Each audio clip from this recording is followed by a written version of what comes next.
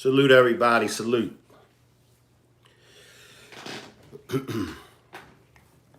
I want to welcome everybody to this demonstration. Mary J. Blige slept with an underage Danny boy. Suge Knight claps back. Gene Deal proves that Diddy was and is a rat. I want to salute everybody that's catching this on the replay. I want to salute everybody that's watching from the clouds. I want to salute all of my moderators. I want to salute you, him, and her. I want to salute everyone this is your first time pulling up over here on the Rock Squad. I want to salute all of the Rock Squad. We got a lot to chop it up about. So it's still early. So I'll give, you all a few more minutes to pull up. But we got a lot to chop it up about. Now, the Mary J. Blige sleeping with Danny Boy, that's not new news. That's actually old news. Danny Boy then came out and spoke about that. And I know it's going to hurt a lot of y'all because a lot of y'all love Mary J. Blige. But that's what we got to pay attention to. Just because you may have love for someone doesn't mean that they are exempt. We all fall short. We all fall short. But it's not so much of us falling short. It's not so much of us not being perfect and we all make mistakes. It's the accountability part. It's the accountability part. I'm old school. So if I mess up, I gotta fix it. I gotta stand up, and if I done something to somebody, I gotta apologize to that person, and I gotta do what I gotta do to fix it, and I gotta keep it moving. But I can't stay stuck and think of a way to get out of it. A lot of people make excuses. That's what I'm trying to lead to. The excuses. I'm from that era. I'm from a time when the excuses, people didn't want to hear them excuses. And they would let you know. Like if you got a bad grade in school, you could try to give an excuse, but your teacher would always tell you what? Your teacher would always tell you, I don't want to hear your excuse. Save your excuse.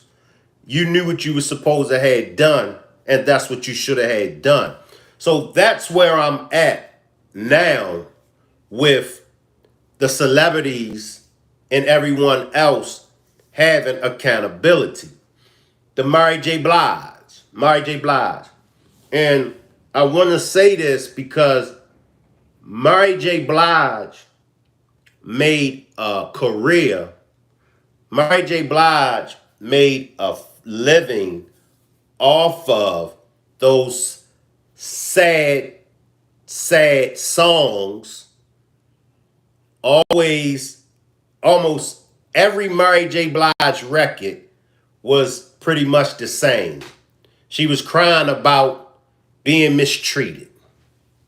Now, in Mary J's defense, most of Mary J. Blige's songs, somebody else wrote them. So she was just, singing what somebody else wrote. But the writer wrote those songs according to what Mary J. Blige was going through. And the accountability part, Mary J. Blige escaped the accountability part because she was always able to push her situations, her things that she was going through. She was always able to push it off as somebody else caused those issues. Y'all remember when she was in the relationship with JoJo, KC from Jodeci, remember? And according to Mary, KC done her so wrong. KC done her so dirty. But after further investigation, Mary J. Blige was fooling around on KC. Mary J. Blige was fooling around with Case, Danny Boy, and some other R&B singers, as well as other celebrities. So at the time, 20, 30 years ago, everybody thought Mary J. Blige was on the up and up until it played out. What I always tell y'all, Rock Squad, let it play out. Now, after all these years that it played out, you had different celebrities, different R&B singers coming out, speaking on their relationship with Mary J. Blige and some of the things that she done.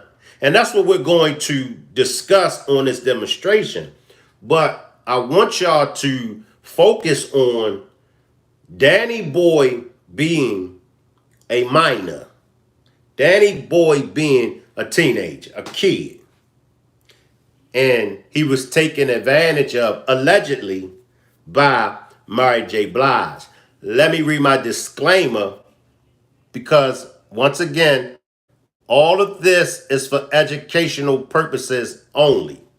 So my copyright disclaimer under Section 107 of the Copyright Act of 1976, allowance is made for fair use for purposes such as criticism, comment, news reporting, scholarship, and research. Anything that I say in this video that I call a demonstration is allegedly. None of this is actual facts. It's all allegedly.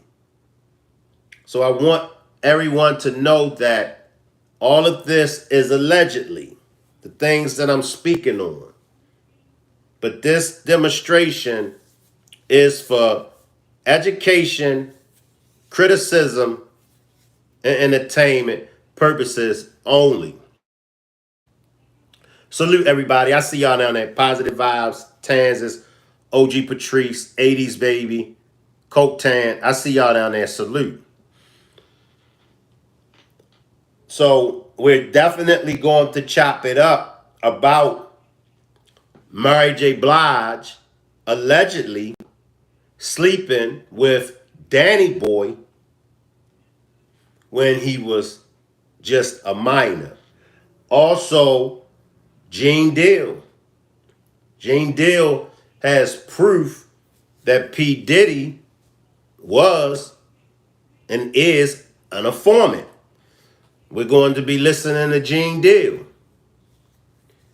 And we definitely are going to be listening to Suge Knight clap back. I originally set the demonstration, and the demonstration was originally called People Love to Kick You When You're Down, the Suge Knight story. But as y'all can see, I changed the title because I wanted to speak on just how people will kick you while you're down. Now, Suge Knight is no different from me or you. Suge Knight made some mistakes. So has we have made mistakes. But if y'all notice, and this goes out to Mob James, mainly Mob James, Snoop, Daz, the only artist that was really popping during Death Row heydays, the only artist that I heard really give Suge Knight his props was really Corrupt. So a big shout out to Corrupt. Corrupt really gave Suge Knight his props. Like, look, we was nothing. Suge exalted us. Suge got us popping. So why is it that when Suge went to prison, and he went to prison several times, but if y'all notice, when he went to prison, all the good things that he done went out the window to some people, not all. Not all. Some of his homies from his neighborhood, some of them had his back. Some of them, like Mob James, really turned into a sucker when it comes to Suge Knight. Reggie Wright, one thing I will say about Reggie Wright, salute Londa, appreciate you for pulling up, salute Londa. One thing that I will say about Reggie Wright really balanced it out. Reggie Wright would tell you the good about Suge Knight, but he would tell you the bad about Suge Knight. Shout out to Reggie Wright Jr. Shout out to Reggie Wright Jr. That's one thing that I can give Reggie Wright Jr. He'll give you the bad, but then he'll give you the good. Unlike Mob James, you couldn't get Mob James to say nothing good about Suge Knight. And I felt as though that was wrong because, and we're going to definitely chop it up about Suge and just think of all of the careers. Just think of all of the superstars that Suge Knight built. And speaking of Mary J. Blige, Suge got Mary J. Blige out of some bad contracts, as well as Jodeci and some other celebrities. Suge Knight got them out of those contracts. So I want to shed light on that. I want to chop it up about the good things that Suge Knight done. I don't want to focus too much on the mistakes that he made. Why? Because he's been paying the price for those mistakes. But believe it or not, Suge Knight has done more good for his artists than he did that was bad. Now, there are some of the artists that was on death row. They do have a right. Some of them.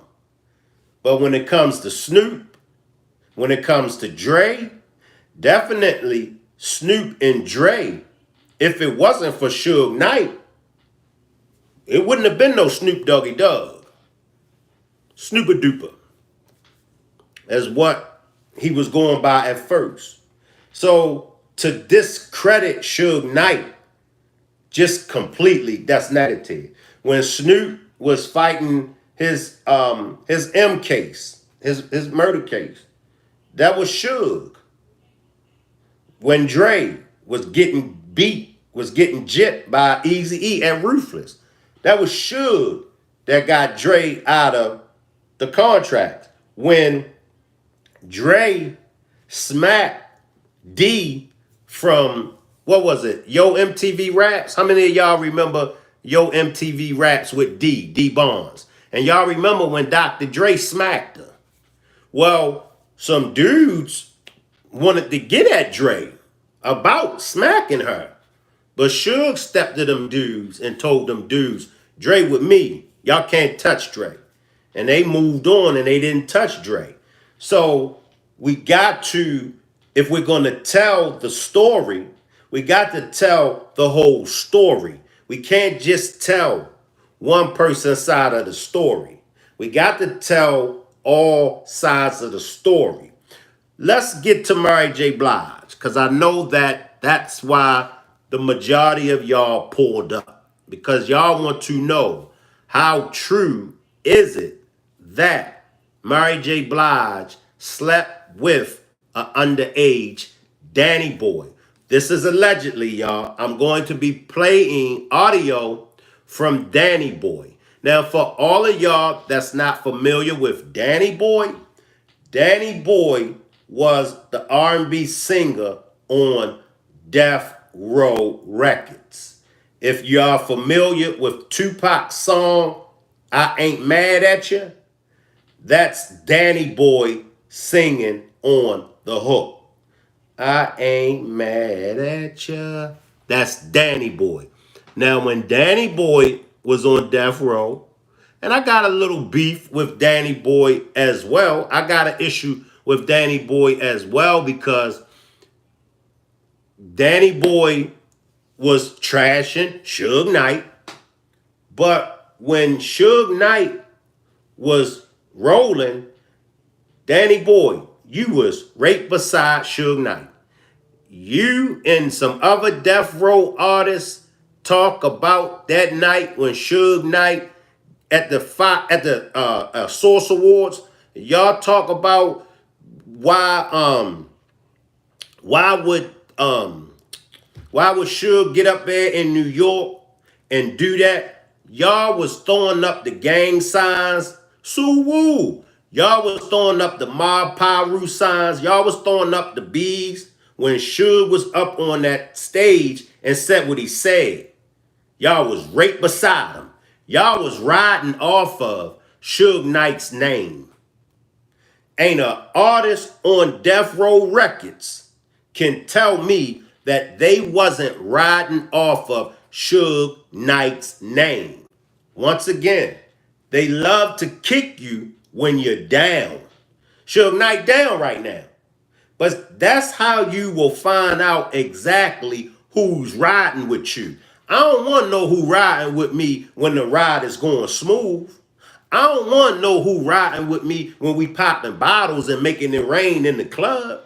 I don't want to know who's riding with me when we up.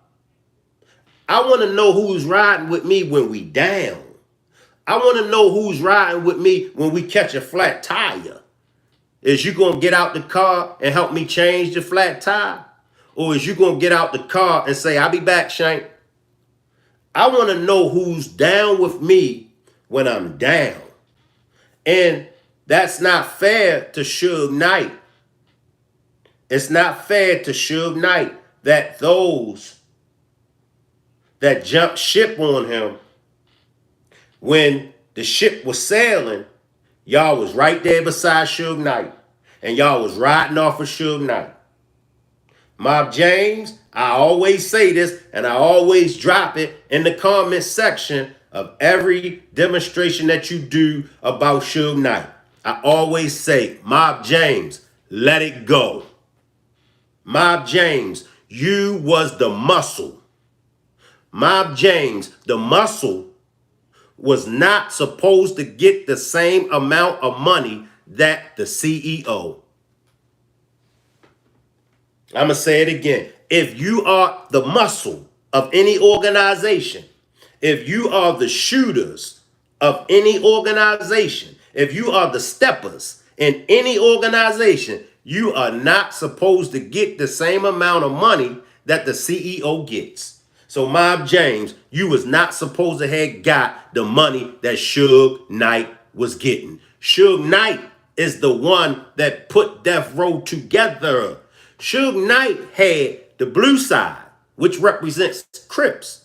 He had the red side, which represents Bloods and Pyrus, the burgundy side. He brought the blue and red side together to get money. You ain't do it, Mob James. In every interview you give, you talk about during those days, you was straight on some gang banging-ish. You was straight on some gang banging-ish. So, Mob James, for the umpteenth time, let it go.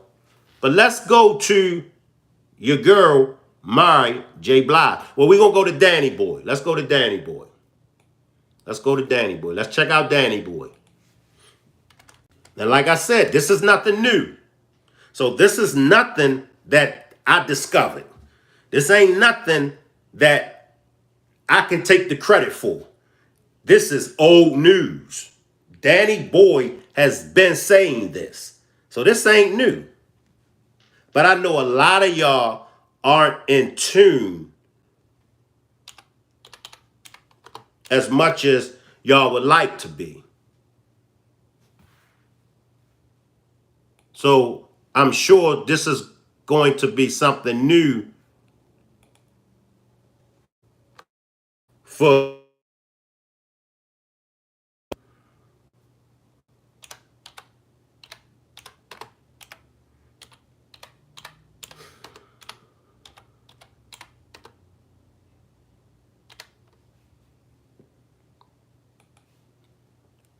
salute Pee Wee, salute Tommy. I see y'all down there. Now, allegedly, this is all allegedly. Danny Boy says, I had Mary J. Blige before Tupac. I was sleeping with Mary J. Blige when I was 16. And this is allegedly, y'all, but let's listen to Danny Boy. He claims that he had Mary J. Blige when he was 16.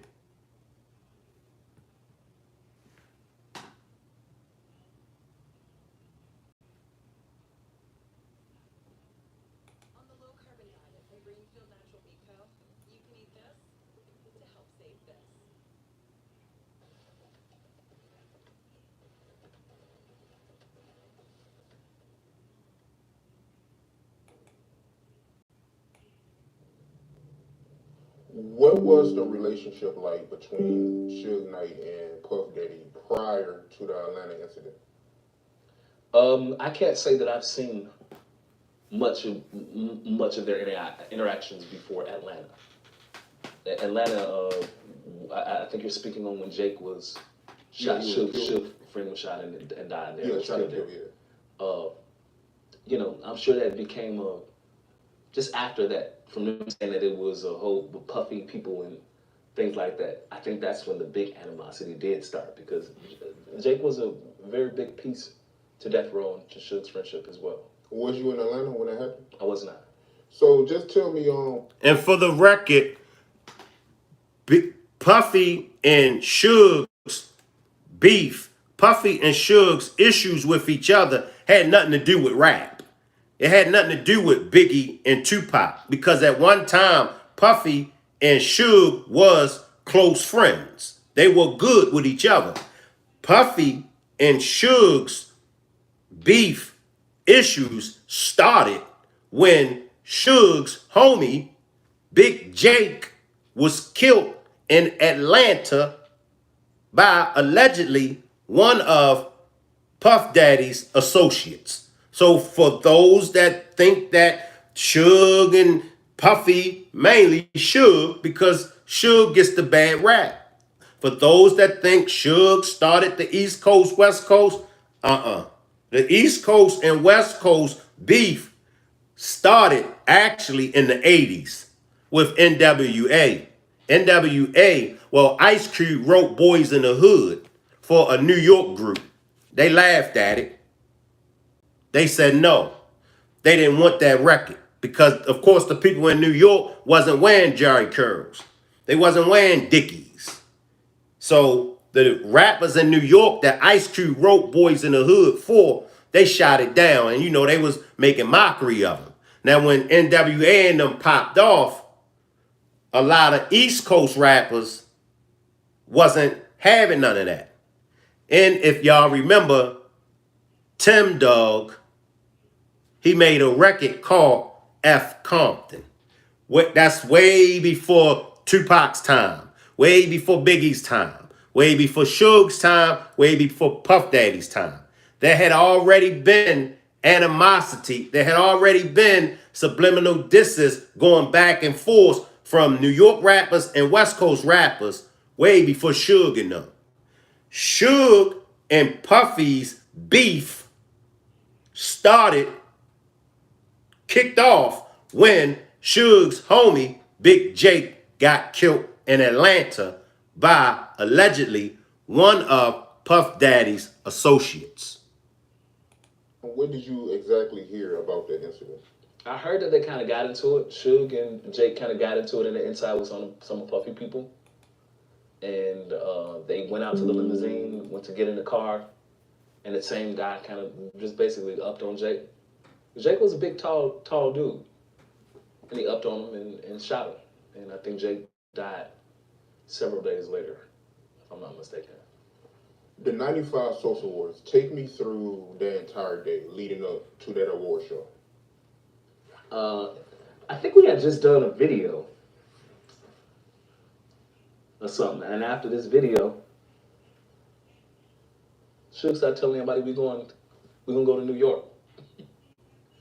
Back up, we're going to New York. I was used to it because Suge would call you 10 minutes before a flight and get to the airport. We on our way out. Don't bring nothing. And I get to running. This time, everybody got to packing up and going to New York. And I knew we were going to an award show, but didn't really know what award show. I think this was the Source first annual, or maybe this was the second time doing this show. And when we got there, like, you noticed how many people that Suge had bought. Like, we went. Probably it was about 150 of us that was in New York.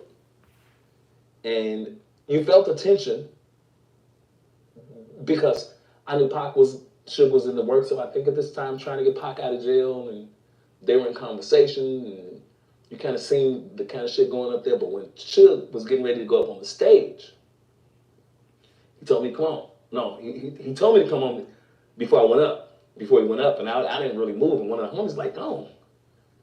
And, you know, I'm excited. 15, 16 years old, I get it. Woo, I'm happy.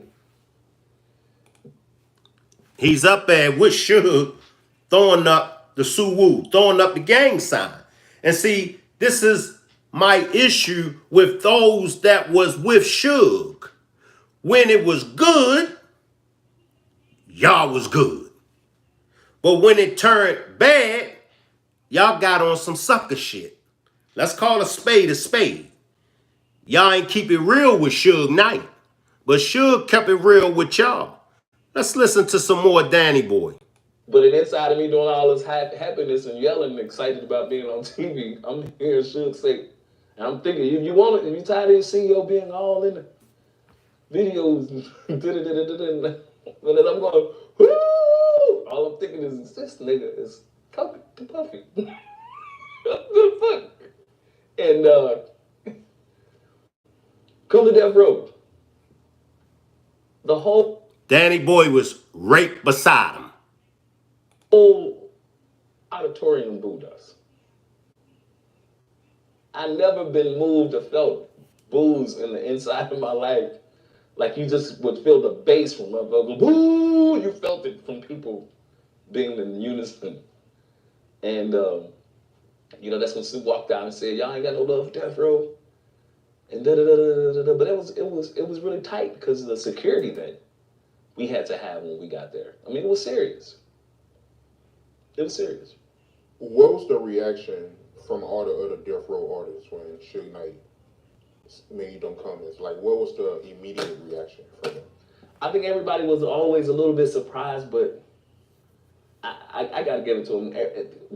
When it was time to move, it was time to make a move. Like, if Suge was on some ignorant shit or whoever was on some ignorant shit, we moved as a unit. Stop right there. What'd he say? When Suge was on some ignorant shit, if any of them was on some ignorant shit, we all moved as a unit. Stop coming out 20, 30 years later. Suge has been in prison. Stop coming out now talking about, man, Suge shouldn't have never done what he done. Man, I was so mad at Suge when Suge got up on the stage and Suge said, if you want to be a star and you don't want the executive producer, all in the videos, come to Death Row. Stop with the BS, because y'all was up there and y'all was cheering Suge on. Same way when Tupac mashed on Orlando Anderson. Can't nobody that's watching this now, if you was in the streets If you was off the porch, can't nobody tell me. Because I know if Tommy, if Pee Wee, if any of them say, Shank, that goes so-and-so that tried to snatch my jewelry, and it's one of him, and it's 8, 9 of us, we gonna move. Vice versa. If I tell one of them, Tommy, that was the dude right there that snatched my jewelry, Tommy gonna take off. If I tell Pee Wee, that's the dude that tried to snatch my jewelry, Pee Wee gonna take off. I'ma take off.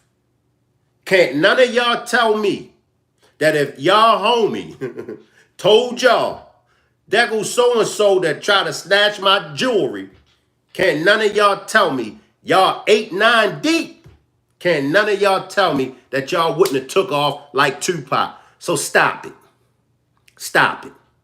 Stop bashing Suge and Tupac. Stop hating, in other words, stop hating on Suge and Tupac. We're going to get back to Danny Boy. Whether we agree with it or not, and I don't recall any of the other artists not agreeing with it out loud. That just wasn't a thing, again, that you would. He ain't recall none of the artists, nobody disagreeing with it. Because that's how they was moving. You would do out loud. Like, you hear a lot of people have their opinions now. Now that they grow. What'd he say? Now everybody got their opinions. Salute to Full Life. Now everybody got their opinions. Suge Knight damn near on his deathbed in prison. But now everybody got their opinions. But what was their opinions 20-something years ago? They was with it. And Suge locked up. Everybody had their opinions. Whether I talk in my opinions and the things that I would say to Suge, I said to him as a kid. And I think that's what kind of made him like me. Like, if something I didn't agree with, I'm going to tell him, nah, I don't want to do that. He'd be like, man, you need to go in the room. I'm not going in no room. I don't want to go. You know, anybody else, if he said go in the room, it was grown men walking in rooms because he said it. So I don't think they, you know, like I said, if he said it and we was riding with it at that time, we were riding with him. Right. The performance. Death Row performed at that award show. They actually had a cardboard cutout of Tupac in one of the cells, right? Mm-hmm. Who idea was that? I can't really say I know who came up with that idea. But again, like I said, I knew Suge was in talks of getting Pac out of jail. Because we were going to visit him. While you was in New York for the Source Awards, that's the first time you met Mary J. Blige and Puff Daddy baby mama Misa, right? Yes. Listen. Tell me about that. Yeah, so I met after the award show, we went up to the room. I forgot what hotel that it was. But Suge would always have the biggest room in the damn building, the presidential suite. And I was in the room and Suge called me. He said, come upstairs for a minute. And my god brother was there with me. He said, come up by yourself. So when he said that, it's either it's another girl upstairs for me, or somebody probably finna get their ass whooped upstairs or something. I don't know what's going on. So I'm like, oh man, here we go. I get up to the room and it's a table full of girls sitting around the table. And they all eating, everybody eating, and they ordering food, and some of the homies are in the room. And Misa's sitting there. Misa is Puffy's baby mother. Devontae's, one of Devontae's baby mama, and I think Casey's baby mama was up there. No, it wasn't. It was Devontae's baby mama and Mary and a couple other chicks that was at the table. Listen. And we talking and we drinking. And, you know, I'm kind of excited. Again, I'm from the west side of Chicago, and who doesn't look up to Mary J. Blige as, like, you know, one of the queens, you know, of that time. She's a queen of R&B at that time, at least in the hood. And we up there chilling and drinking. And I think after I left for a little while, we was talking. I think I left out, and Suge called me back up to the room. He said, come back upstairs, man, or girl wants to see you. What the fuck is old girl? I think I'm one of the other girls that was at the table. And I get up there to the room. Suge's in his room, and Misa's sitting on the bed with a sheet wrapped around her. You know, and you kind of see like a nice body, and she got this sheet wrapped around her. And Mary's sitting on the couch. So I know the girl that he in the bed with don't want me. So I went in, he closed the door and shit, and I sit down and I start talking to Mary. And inside, I'm about to lose it, because I'm actually sitting here talking to Mary. She's sitting on the couch and shit, and we ordered some food and some more drinks. Somebody knocked on the window, knocked on the door. She ran and kind of damn near jumped behind the couch hiding. I'm looking like, what your problem is? And make sure that's not Kay. Okay. Listen. Appreciate that super sticker, the For Life. Appreciate that super sticker, the For Life. And if anybody would like to support the channel as the For Life done, you can click the $ symbol in the comment. You can either purchase a membership, a super chat, or a super sticker. Appreciate the super sticker, the For Life. He said, Mary, when there was a knock on the door, Mary J jumped behind the couch, hoping that it wasn't KC. And see, this is what I'm saying as far as how we put these celebrities on a pedestal. We put these celebrities up here. And when it's time to hold these celebrities accountable, if we like the celebrity, if they're popular, we brush it off.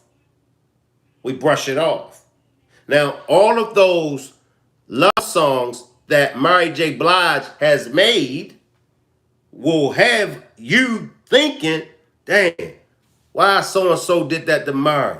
Damn, another bum-ass man and done Mary J. wrong. But it never dawned on us to ask the question, damn, Mary J. Blige is going through all of this in these relationships. What in the hell is she doing in these relationships? Let's listen to some more of Danny Boy. Okay. You know, I'm like, oh, man, I don't care. You know, I'm talking to him. I don't care who he is. You ain't got to be running and jumping and did it. But she was actually talking about KC. She was thinking that KC, she had like this postpartum type, you know, the shit that people in the army probably go through when they hear bangs. Like shit when it came to KC at that time. You know, and she's sitting on the couch and shit. I'm like, you know, you ain't got to worry about him. You know, you straight. You did it. Once again, Danny Boy was using, see, we're going to break all this down. Danny Boy was using Suge Knight's name. That's why he was referring to her. You ain't got to worry about him, because he knew. Danny Boy knew. I'm with Death Row. I'm with Suge Knight. I got the homies with me. Ain't nothing going to happen. I don't care who it is. KC, I don't care who it is. That's why I'm saying everybody around Suge Knight benefited off of Suge Knight. See, that's sucker shit. That's why, and if y'all don't know what sucker shit is, I'm going to give y'all one-on-one on sucker shit. Sucker shit is when you rolling with somebody, and when the ride is smooth, it's all love, homie. I love you, homie. This my homie. But as soon as the ride gets bumpy, then it's, oh man, F him. Oh man, I ain't like him anyway. Oh, I don't know why he did this. I don't know why he did that. That's some sucker shit. You supposed to stay 10 toes down with your homie through thick and thin. Ups and downs. When your homie got bread, when your homie ain't got no bread. When your homie catch time and go to the penitentiary, how many of you write y'all homies? Let alone how many of y'all how many of y'all put money on y'all homie books? How many of y'all put money on y'all homie books? How many of y'all send y'all homie a kite? Because any homie will tell you it ain't even about putting money on my books. But if I could get a kite from you every now and then, that would help me get through my bid if I could get a kite from you. But how many of y'all do that? See, y'all so quick to talk bad about Suge Knight. Y'all so quick to downplay Suge Knight. But all of y'all benefited off of Suge Knight. And like Randall said, a few picks. How many of y'all send the homie some picks? All of y'all over there at Death Row benefited off of Suge Knight. That's why when I hear y'all from Death Row Records and I hear y'all running Suge Knight's name in the mud, I don't got no respect for y'all. Because I know Danny Boy, Mob James, y'all was the closest ones at one time. Y'all was the closest ones to Suge Knight. And Suge Knight looked out for y'all. To this day, when y'all go on these platforms, why do you think that they bring y'all on the platforms? Nobody didn't know Mob James. Nobody didn't know Danny Boy. Why do you think they invite y'all on the platforms, Mob James and Danny Boy, to talk about Suge? Let's listen to some more. About 15, 16 years old. And she laying on the couch.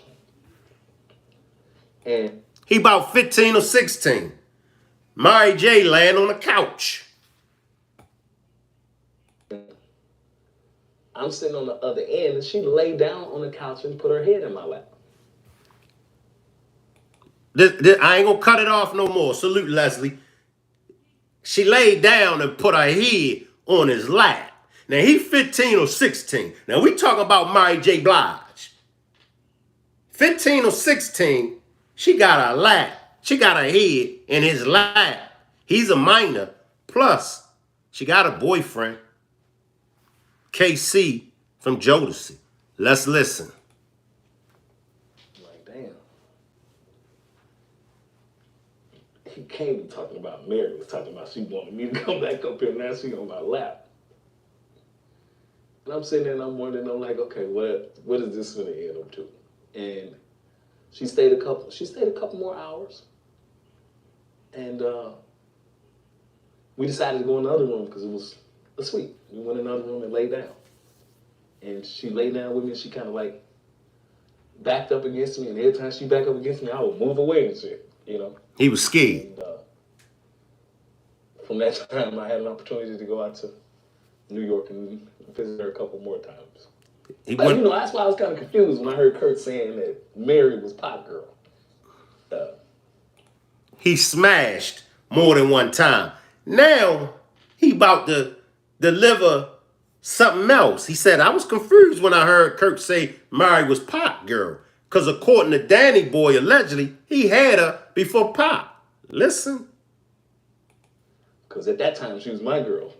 At that time, I'm 15, 16 years old, and she flying me in to see her. And you know what it is when a girl back up on you, you young and shit, and I'm trying to show her that she ain't phasing me.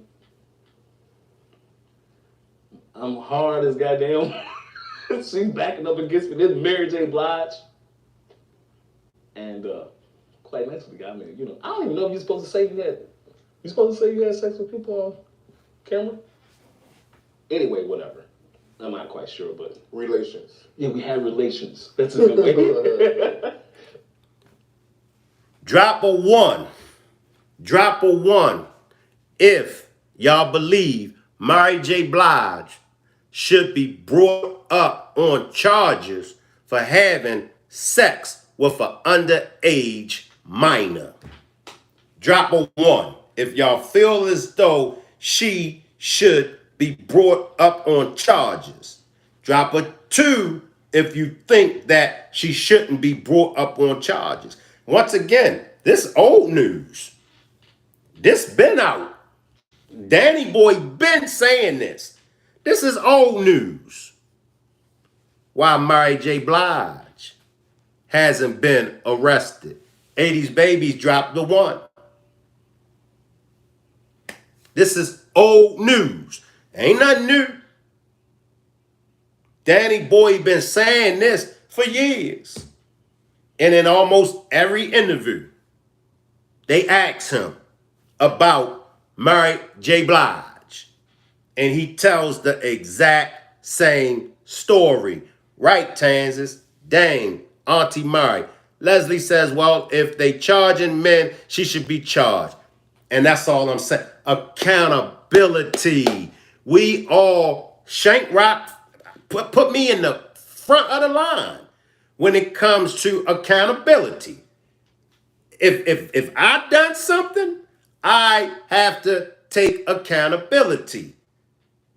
And in my opinion, my perspective, the Full Life says, I've never heard this till right now. And my perspective, I think that if we would begin to be held accountable, I do believe that we as a race, I do believe that we as a country, I do believe the American people, because it's just not only black women that have to take accountability. It's just not only black men. White men got to take accountability. White women, Mexicans, immigrants, Irish, I don't give a damn what's your nationality.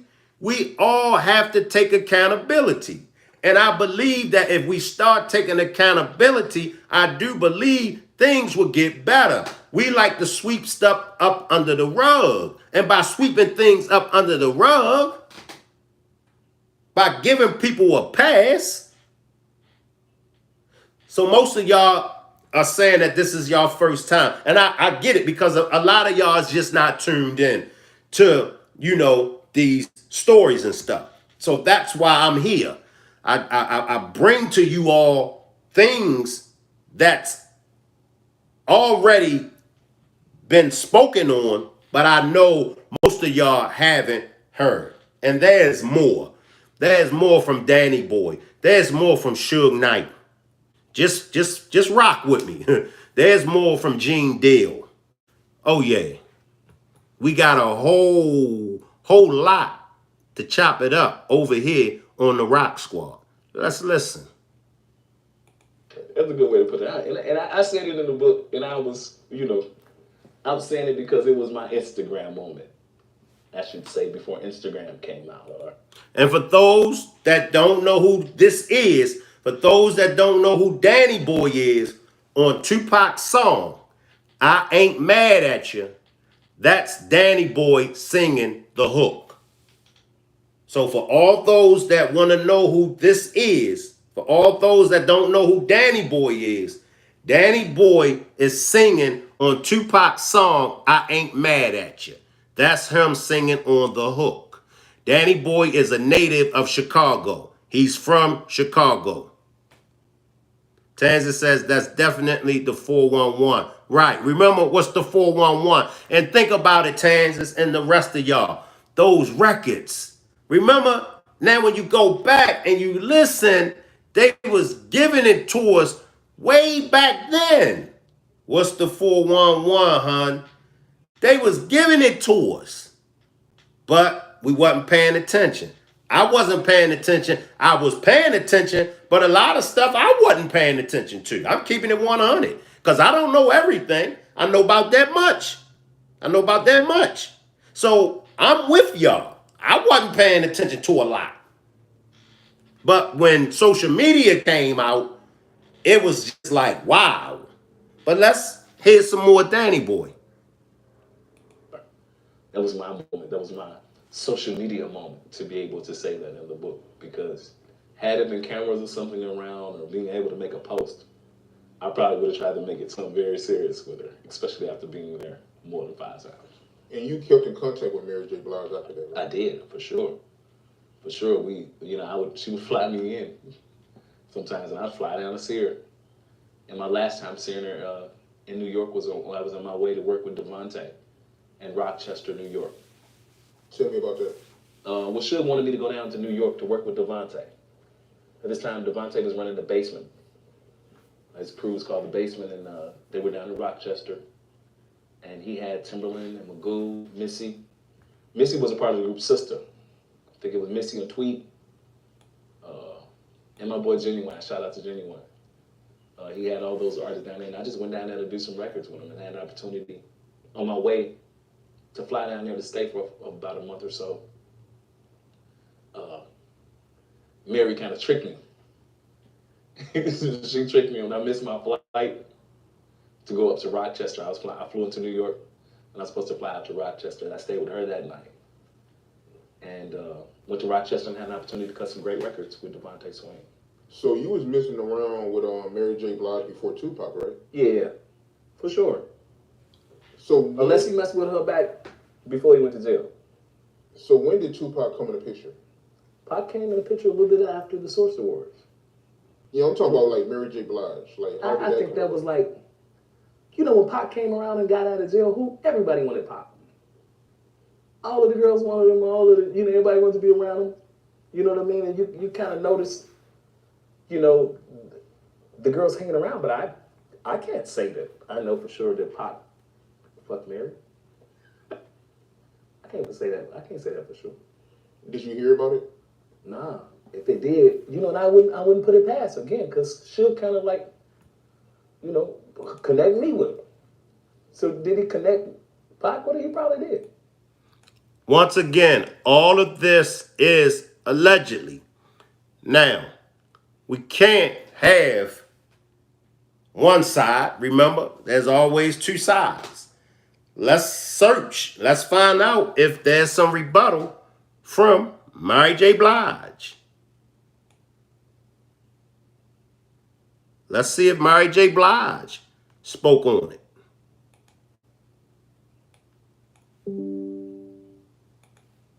Fans are in groups talking about how it helped them to become better people or save their lives.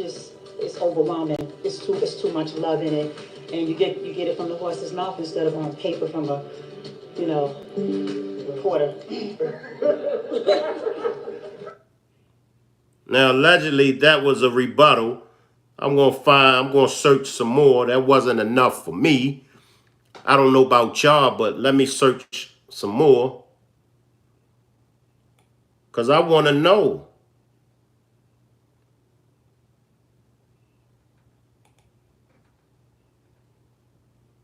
I want to know.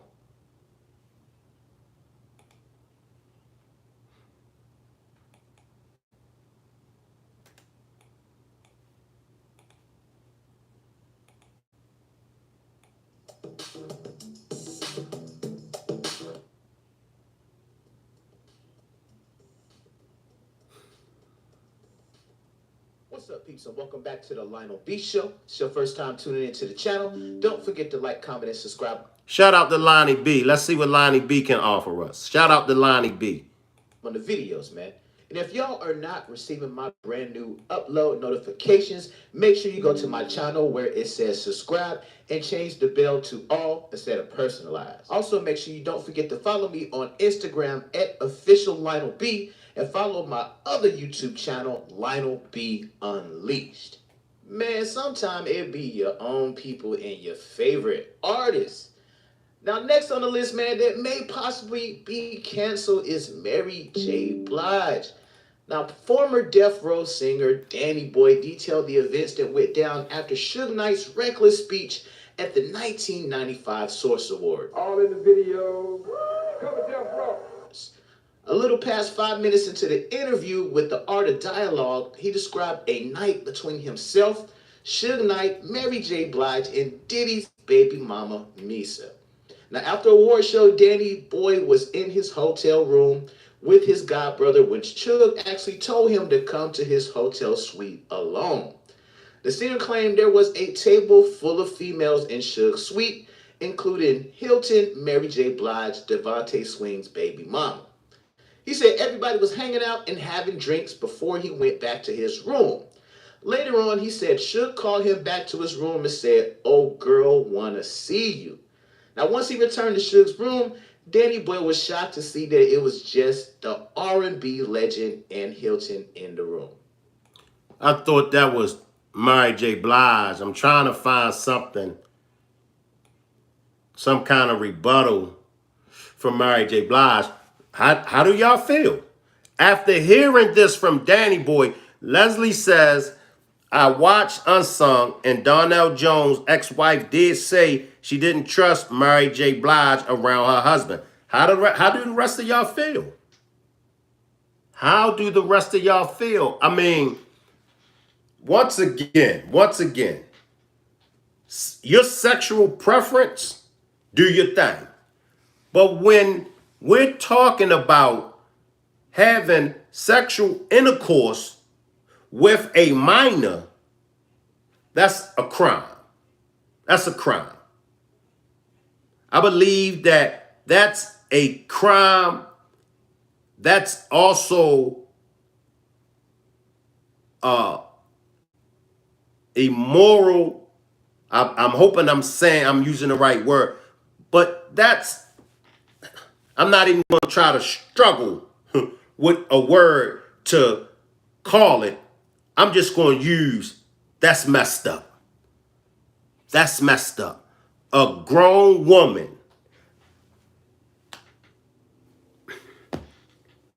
gets her thing off with a 15-year-old or 16-year-old little boy. Drop a 1 if y'all feeling the same way I'm feeling. Drop a 2 if y'all feel like shit. Anything goes.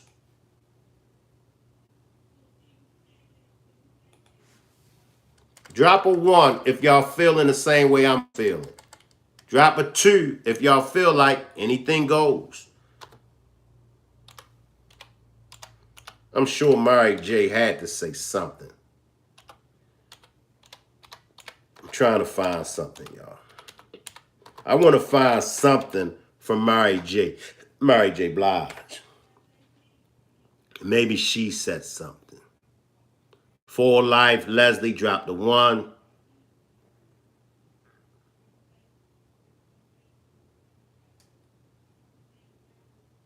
All right.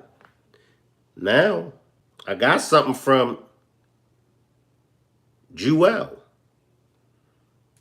I got something from Jewel. Rest in peace, Jewel. Let's hear what Jewel was talking.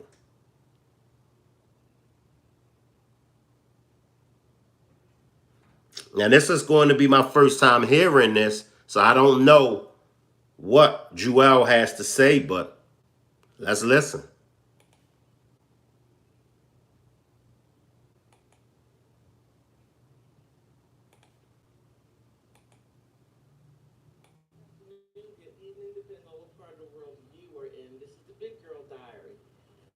This is episode 30. So, in this episode, I'm going to go back a little bit, reevaluate the video that I did with Mary J. Blige and Danny Boy Smith. Now, there is some new information coming out about Jewel and Danny Boy Smith. Danny Boy. Excuse me, Danny Boy. And in her sexual interactions with him. Now, they all ran in the same circle, so it's making me take a second look at Mary J. Don't know, but before we take a look, give me the HSO special. Help a sister out. Like, subscribe, comment, and check out the clip.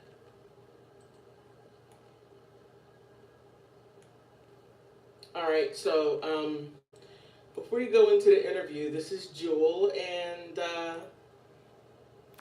I'll let her tell it. Did an interview with Danny Boy, and he told a story about how you came to his hotel room one day and you gave him fellatio. He also told the same story in his book. You told a story in your book about you and Joel's. You care to share that story? Yeah, what part of it? I mean, in your book, you said that she gave you fellatio. The best. The All right, best. I'm gonna jump ahead. No disrespect.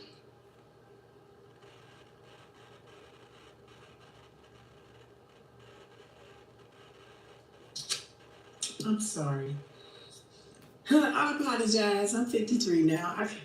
Honestly, I took so much like the ration and weed and ecstasy. I can't remember back in the days what I did, but if you said I did it, I don't even remember. Danny Boy, let's hide him. Okay. Well, let me be real. So, let me say that my disobedience to the Lord is your salvation. If I did, which I think I did, give Danny Boy the Jewel experience back in the days. Now, Jewel, for all those that don't know who Jewel is, Jewel sung on a lot of Death Row records, a lot of Death Row artist records. She sung on Tupac's "Niggas Out There Jealous." What she say? She say, "Niggas out there jealous. We be bailing with Death Row. They try to play your hate, but they can't fade us. No." We be moving through the neighborhoods, yeah, with that funky sound. That's Jewel. She also sung on Bitches Ain't Shit But Hoes and Tricks. The last person on that song was Snoop and them that's singing. That's Jewel.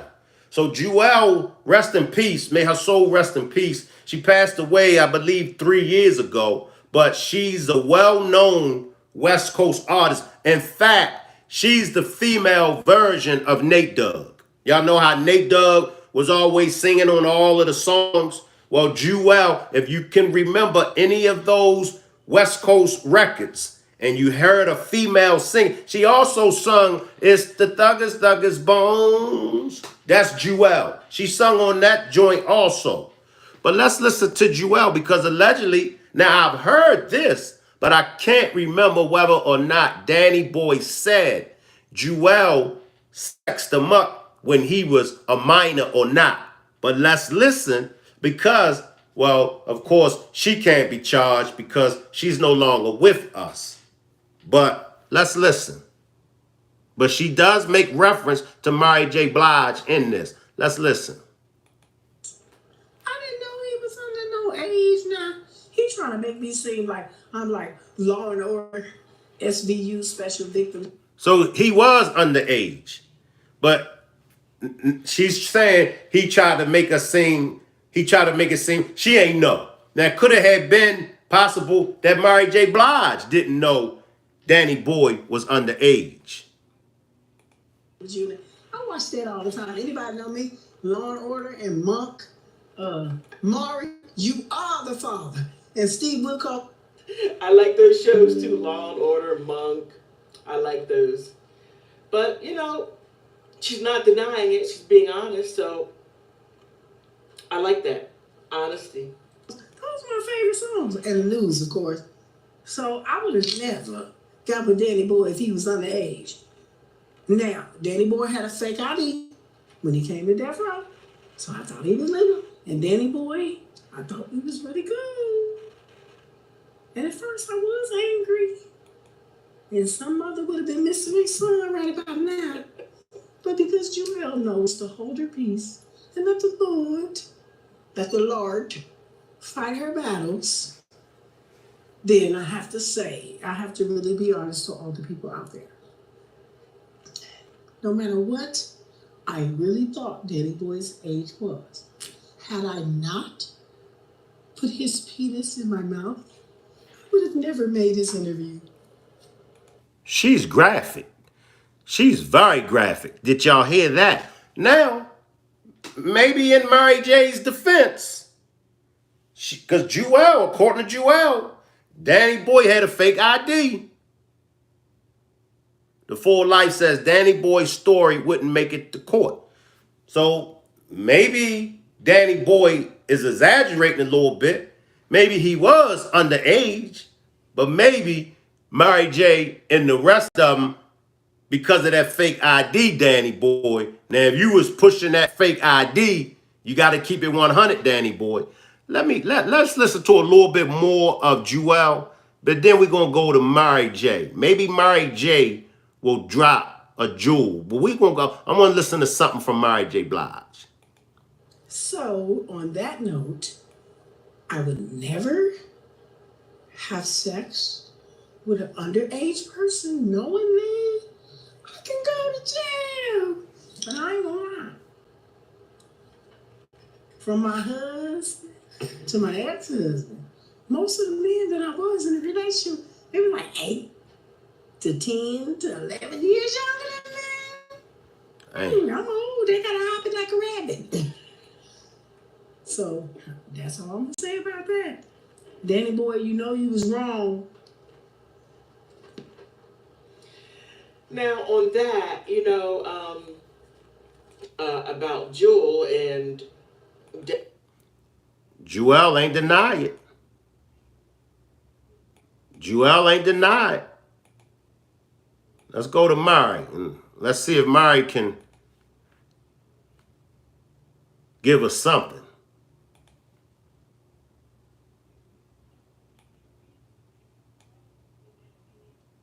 Then we're going to move on to Gene Deal. We'll come back to Mari, of course, but we're going to move on to Gene Deal after this. No more drama, and as in years past, she tells her story through her music.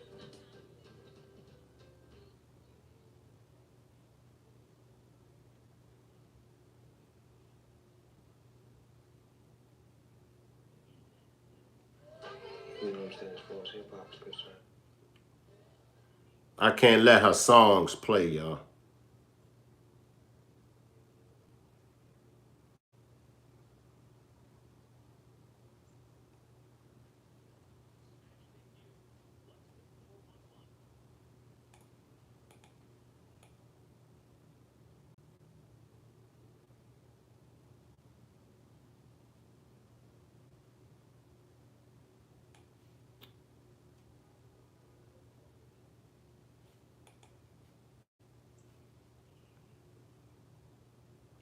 Let's see.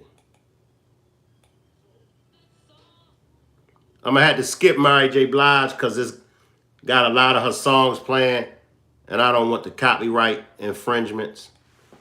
Let's go to Gene Deal. We're going to come back to Danny Boy. We're going to come back to Mary J. Blige. Let's go to Gene Deal speaking on P. Diddy being an informant.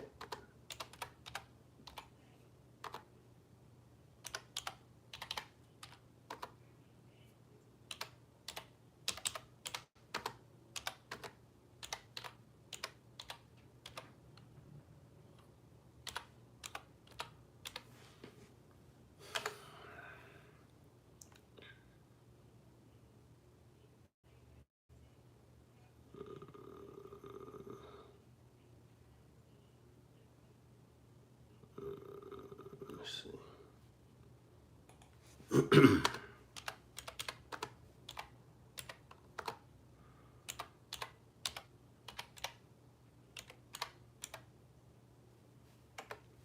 Let's see.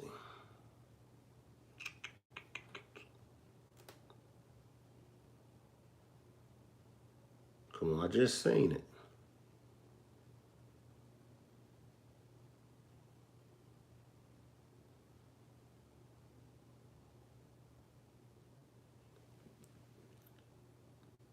I just had it.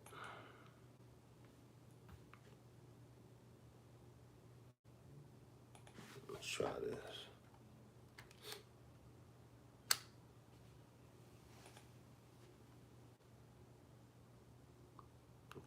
Okay.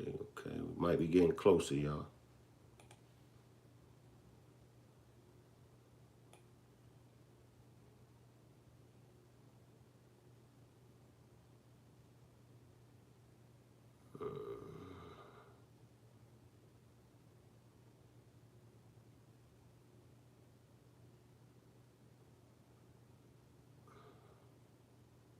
Salute, Blue Devil. I see you down there, Blue Devil G. Salute. Let me go. Maybe he got it on his. Salute, Mel. I see you, Mel. Salute, y'all. Let me get the Gene Deal.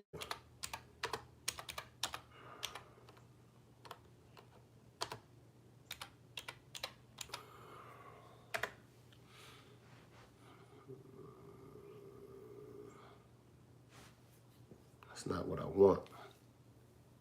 Because Gene Deal allegedly called P. Diddy a rat. Said P. Diddy is an informant.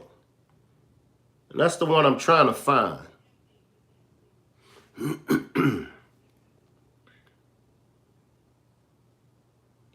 Just bear with me, y'all.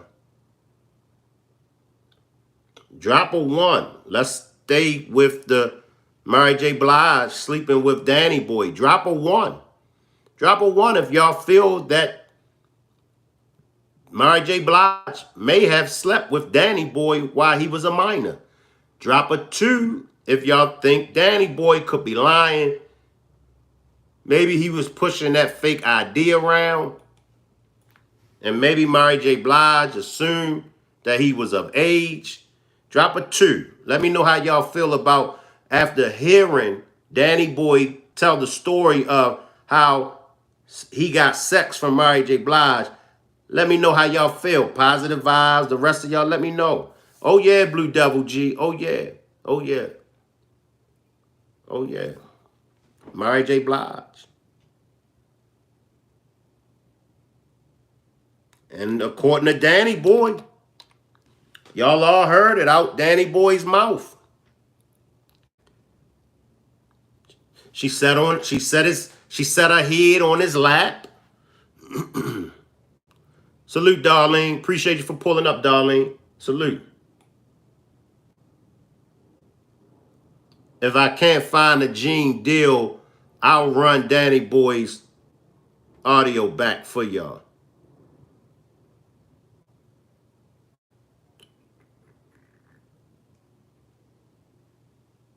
Salute, Leggin. I see you, Leggin. Appreciate you for pulling up, Leggin. How are y'all feeling after hearing Danny Boy talk about it? How do y'all feel? Strong possibility?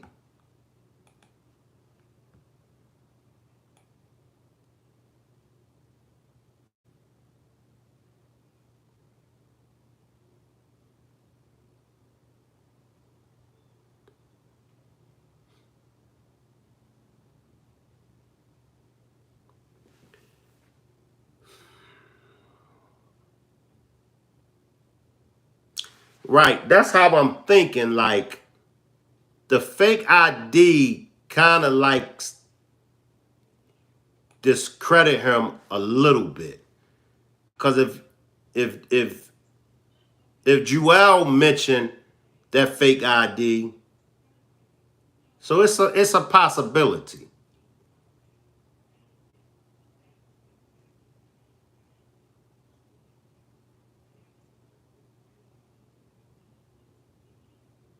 The Full Life says, I ain't buying it, but I wonder.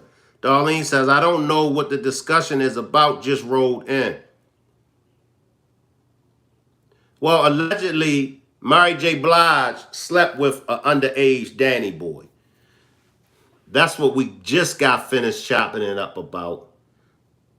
I'm trying to find Gene Deal speak on P. Diddy being an informant. I might be close to it, y'all.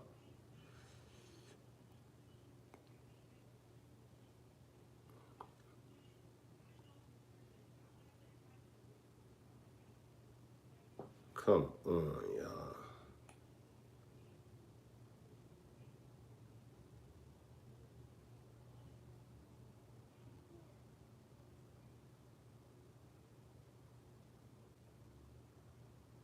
That's not what I want. Okay, I think. Okay.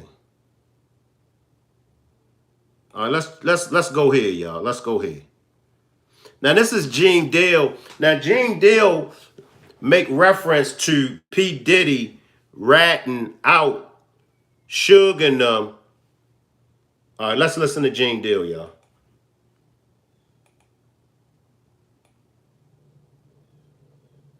In the last interview we did, you said that Diddy, he was an informant, and that went viral.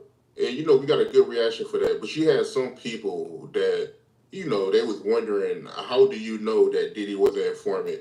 And they wanted you to go more into detail about it. Can you do that? Well, see, if I'm in the car with Kirk Burrows and him and our driver, and we go down to 26 Federal Plaza. I know 26 Federal Plaza is the FBI office. All right? Now, what they went down there and what paperwork they took down there, I did not know until I found out later that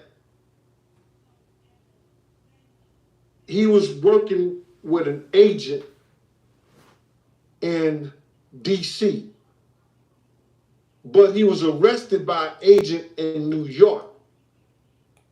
Now, allegedly, he was working, he's talking about P. Diddy. Allegedly, he was working with an agent out of DC, but he was arrested by an agent in New York. Now, this is federal. This is feds. Listen.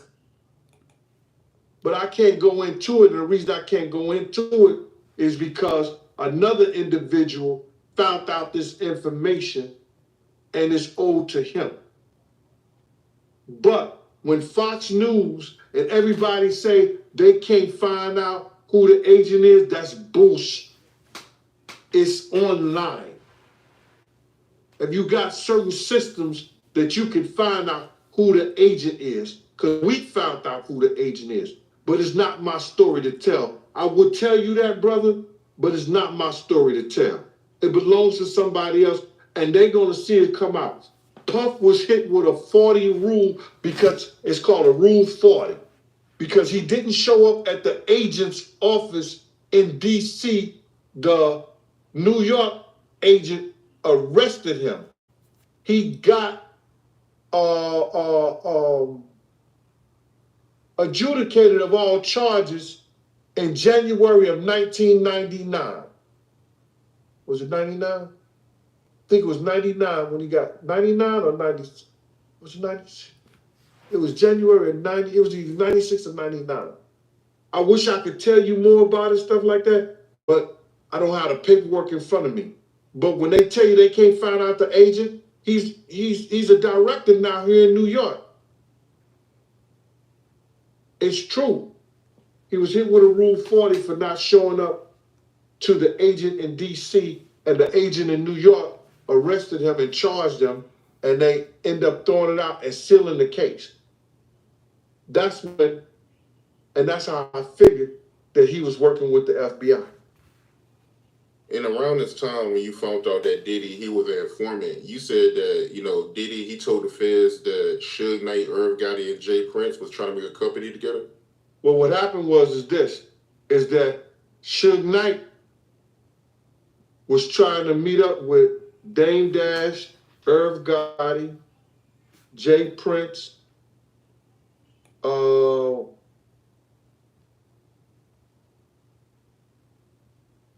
Eric B. No. They was trying to get a distribution company. You know what I'm saying? Distribute, publish their own music. They was trying to bring their money together and do that. And what I know of is that, and Jay-Z was a part of this, because I heard Suge probably spoke on this too, that Jay-Z and Puff had somebody write something up to say that they was trying to monopolize, or get a monopoly on the industry and start their own distribution company. And they told the higher ups, and that's when all those companies start going down. Wow. Wow. And if y'all notice, let's go back.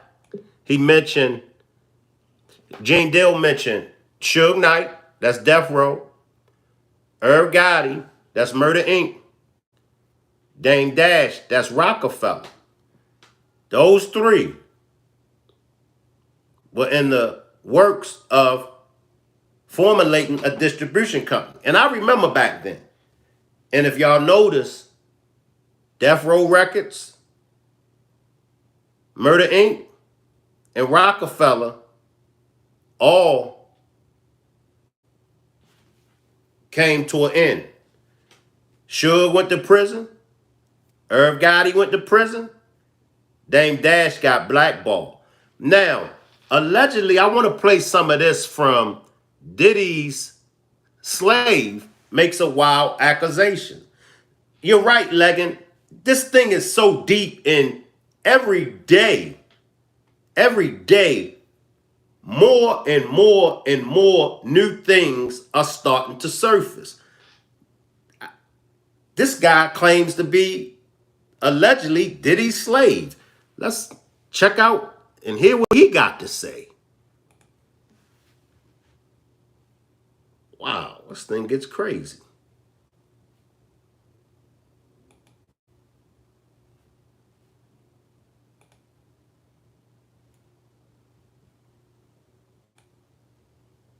Is Tuesday, April 9th. We're continuing our coverage in the Diddy case, and I just want to tell you the most wild, absurd thing that I never thought in my lifetime would be in the news. Law and Crime Network reporting that P. Diddy apparently, allegedly, had a slave, and that slave was making accusations all the way back in 2018. The slave's name is Jonathan Odie. He's actually behind bars because... Write that down. Jonathan Odie. Write that down.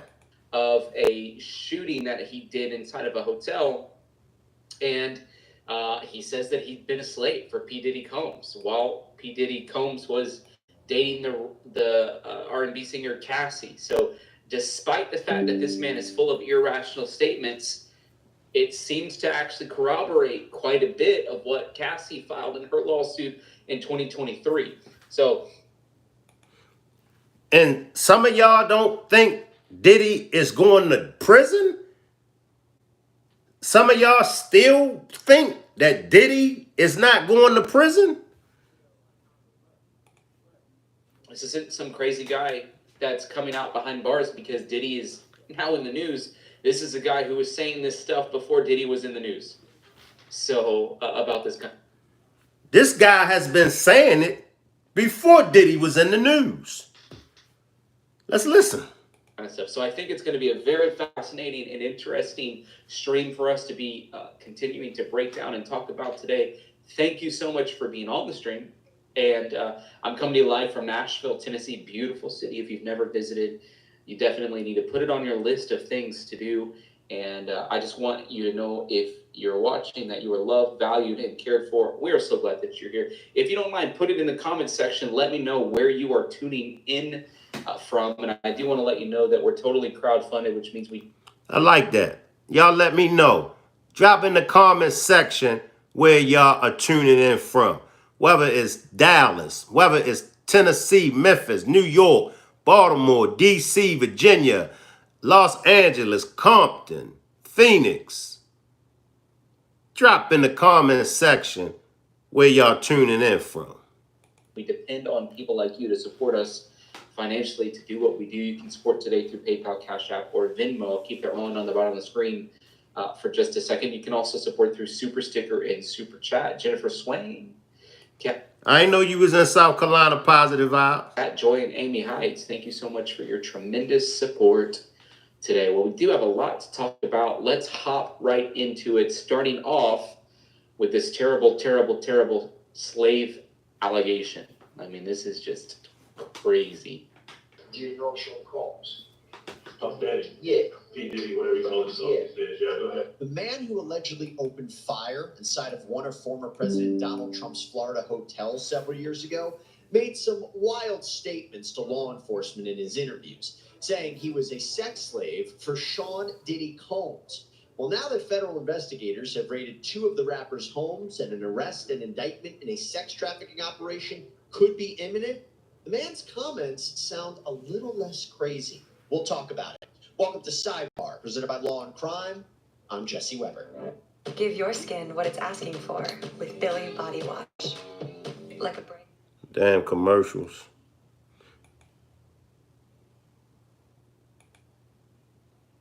Question from the start. Do you think that Diddy had a slave? If you think that he did, put a 1 in the chat. If you're like, no way he had a slave, put a 2. Heard it? I actually had no idea what this was even about.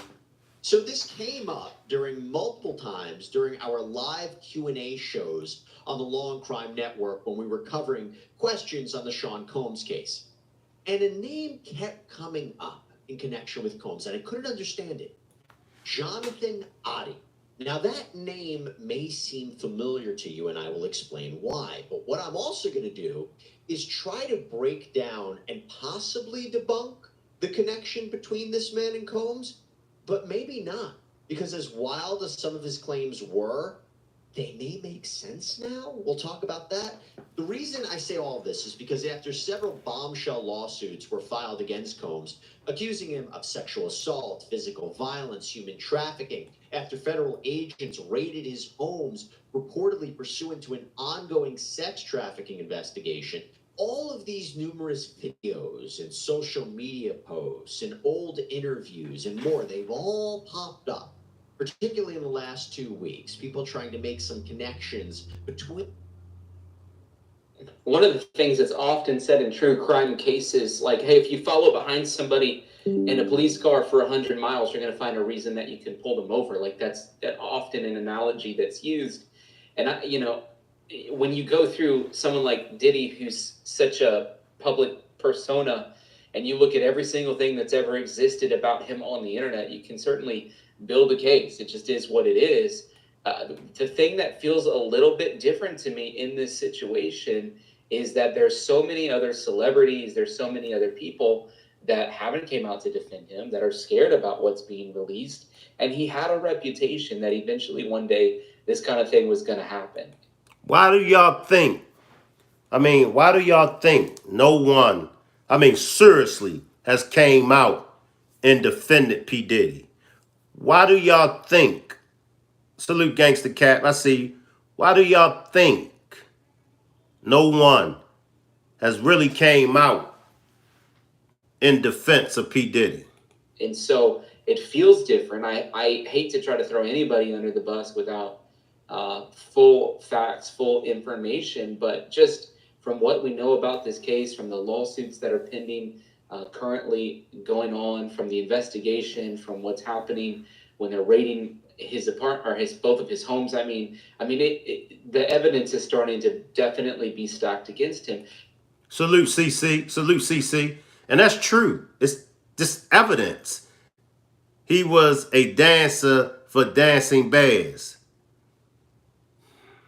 And to me, it goes against the overarching issue that we have in our culture. Our culture is addicted to celebrities. And the last thing that we need is to fixate more of our attention, more of our gaze, more of our life looking at celebrities. That's the last thing that any of us need. And this to me is just a great example of what is happening in culture, where we're finally starting to stand up for people that have been in power with money and resources. One thing I could say, Jaguar Wright, Gene Deal, Reggie Wright Jr., they, Tupac, Wendy Williams, but definitely Gene Deal and Jaguar Wright, they've been on P. Diddy's head for some years. They've been on P. Diddy's head for some years with these accusations. Now you got, salute Tyson, now you got a P. Diddy sex slave. Let's see what Rick Ross' baby mother is talking about. It's just everybody coming out. Everybody got a story. Let's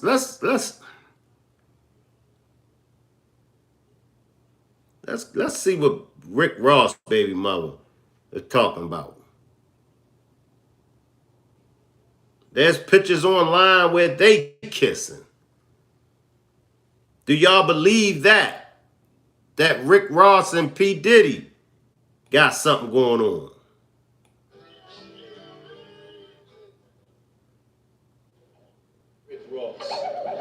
Rick Ross. I can't play that. Tyson says Rick Ross' baby mom need to go sit down somewhere. She seems bitter. And I feel, in my personal life, You do whatever you do. Yeah. And that's that's your business. Big Mouth. Will, I want you to talk. Don't be scared now. No Diddy, huh? You scared now, huh? I know y'all on them tapes. Freaky. I know you is. 10 churn have. It's time to show them churns now. I ain't gonna let off here. You should have been shut this big mouth hole up. You know it. You know it. Sip your proof back. You know what I like. Coconut water hole. Whole one. Drill a hole in it and put a cane straw in it for me. I'm mad right now. Can't hit me and my baby prom in 2 weeks. I'm finna go and let out. Turn it down, man. Turn it down. It's quiet right now. What you quiet for? Nobody want to see your Louis outfits and sneakers. Nobody want to see it. Nobody don't care to see the Jets no more. You running out of hoes now. Go over there and get Diddy a hug. Go ride the bike with him, you fat. You know what time it is. Prom time. You ain't sent a motherfucking message since December 9th, you big baby.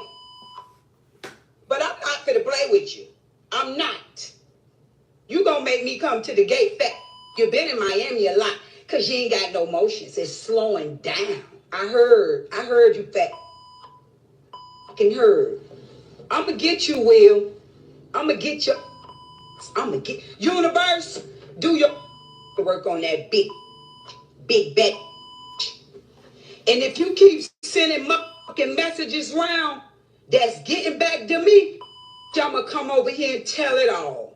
You be told your be toe in next. You know what I'm talking about. And your mama won't answer. Tell her respond. She said, hit me up and said hi. Then when I said hi, hey, nothing else. Then when a week later I said, call me, nothing. Fuck that how fuck. Hit. Graduation, prom, all that do. You could get an invitation if you call. Now I know you ain't gonna call now. Yo, YouTube, what up? That was Rick Ross, baby's mother. We gonna search the internet today. We gonna keep it searching. We gonna search the internet today. Believes that Rick Ross is one of those celebrities that Diddy had on tape that Homeland Security came and confiscated. Wow. Now we can only imagine. This thing is getting deep. Tyson says bitter baby mothers vibes is all she giving off. We gonna unravel some stuff tonight, y'all. Cause I believe it's I'm getting ready to search, y'all. Rock Squad, y'all ready to search? Why has Jay-Z been quiet? Drop a 1 if y'all want to know why Jay-Z has been so quiet. Why do y'all think Jay-Z has been so quiet? Why do y'all think Jay-Z has been so quiet? Let me see what Jaguar Wright has to say. I see you, Positive Vibes, Detective Mr. Clean. I see you. Now, for all y'all that don't know Jaguar Wright, let me give y'all just a little brief description on Jaguar Wright, even though I'm sure most of y'all have heard of her. But Jaguar Wright, real name is Jacqueline Suzette Wright Johnson, and she's an American singer. She has released 5 studio albums and has collaborated with artists such as Lauryn Hill, Carmen, and Jill Scott. She is a part of the OK Player Collective. Jaguar Wright was born May the 17th, 1977 in Philadelphia. Shout out to all my people from Philly. Wow. Let's see what Jag got to say. Because Jay-Z has been quiet.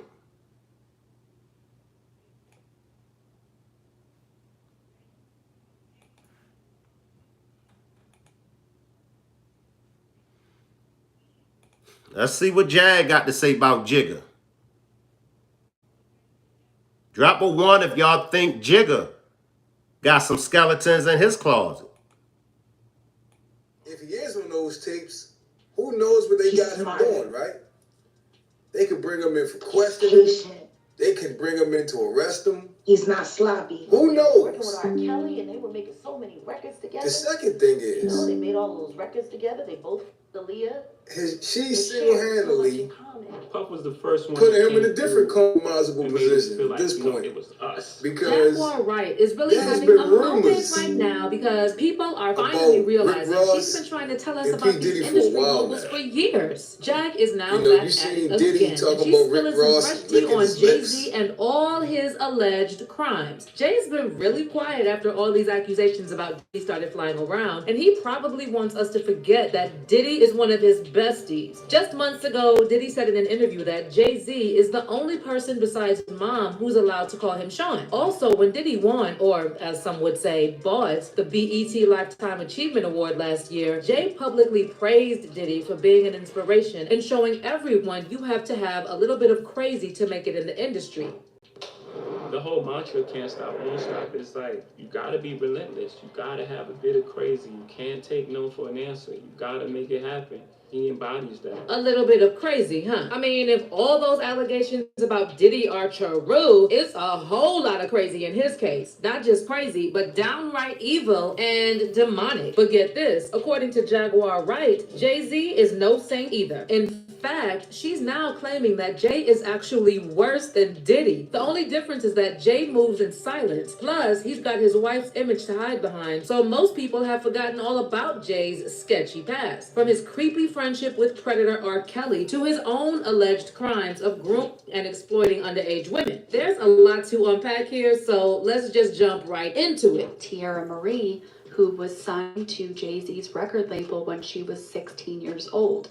And she was on Love and Hip Hop, and then she just disappeared. Y'all, who knew that Cassie's lawsuit against Diddy would open the floodgates on the entire music industry? And it looks like it's now Jay-Z's turn to pay the piper. So there's this viral blind item making the rounds saying that Jay-Z supposedly got involved with singer Tiara Marie, who was signed to his label when she was underage. Not just that, but when Beyonce got wind of it, Jay allegedly messed with Tiara's career too and blacklisted her from the industry for a decade. Now, the blind item was originally believed to be about Ashanti, but it actually makes much more sense that this is Tiara Marie because she dated Ray J, who is referred to in the blind item as pseudo porn star. And she was also discovered by L.A. Reid, who is now facing SA allegations of his own. According to this blind item, L.A. Reid, who is over 30 years older than Tiara, allegedly grouped her and started sleeping with her shortly after he discovered her. This was all happening in the early 2000s, shortly after Aaliyah died. So all the record label executives were on the hunt for a young female singer to replace Aaliyah. And as you probably know, Aaliyah was also used and exploited by these creepy industry men. In the wake of the passing of Aaliyah, certain record producers were looking for someone else who could step into her shoes in more ways than one.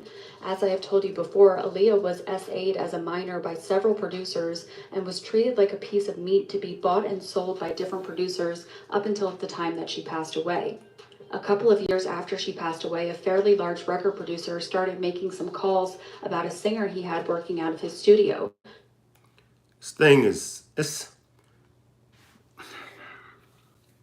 This thing right here,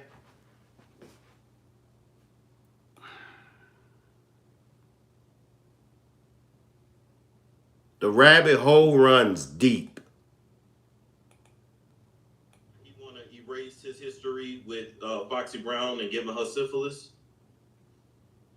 because they was underage when he did it. I mean, I'm sure he appreciated it because he always says she talked too much. So when she went deaf, that slowed some of that down. I'm just saying, it worked out for him. You know, I thought she just recently went deaf. No, she been deaf. She been long time. Yeah, like at least the past 12 years. Oh, they kept that on the low. Exactly. Wonder why. You know, nobody acknowledged what was going on between her and Mr. Carter. Because she was 15. Talking about She was Foxy 15, and Brown, everybody yo. knew it. But see, this is the thing. Back in the 90s,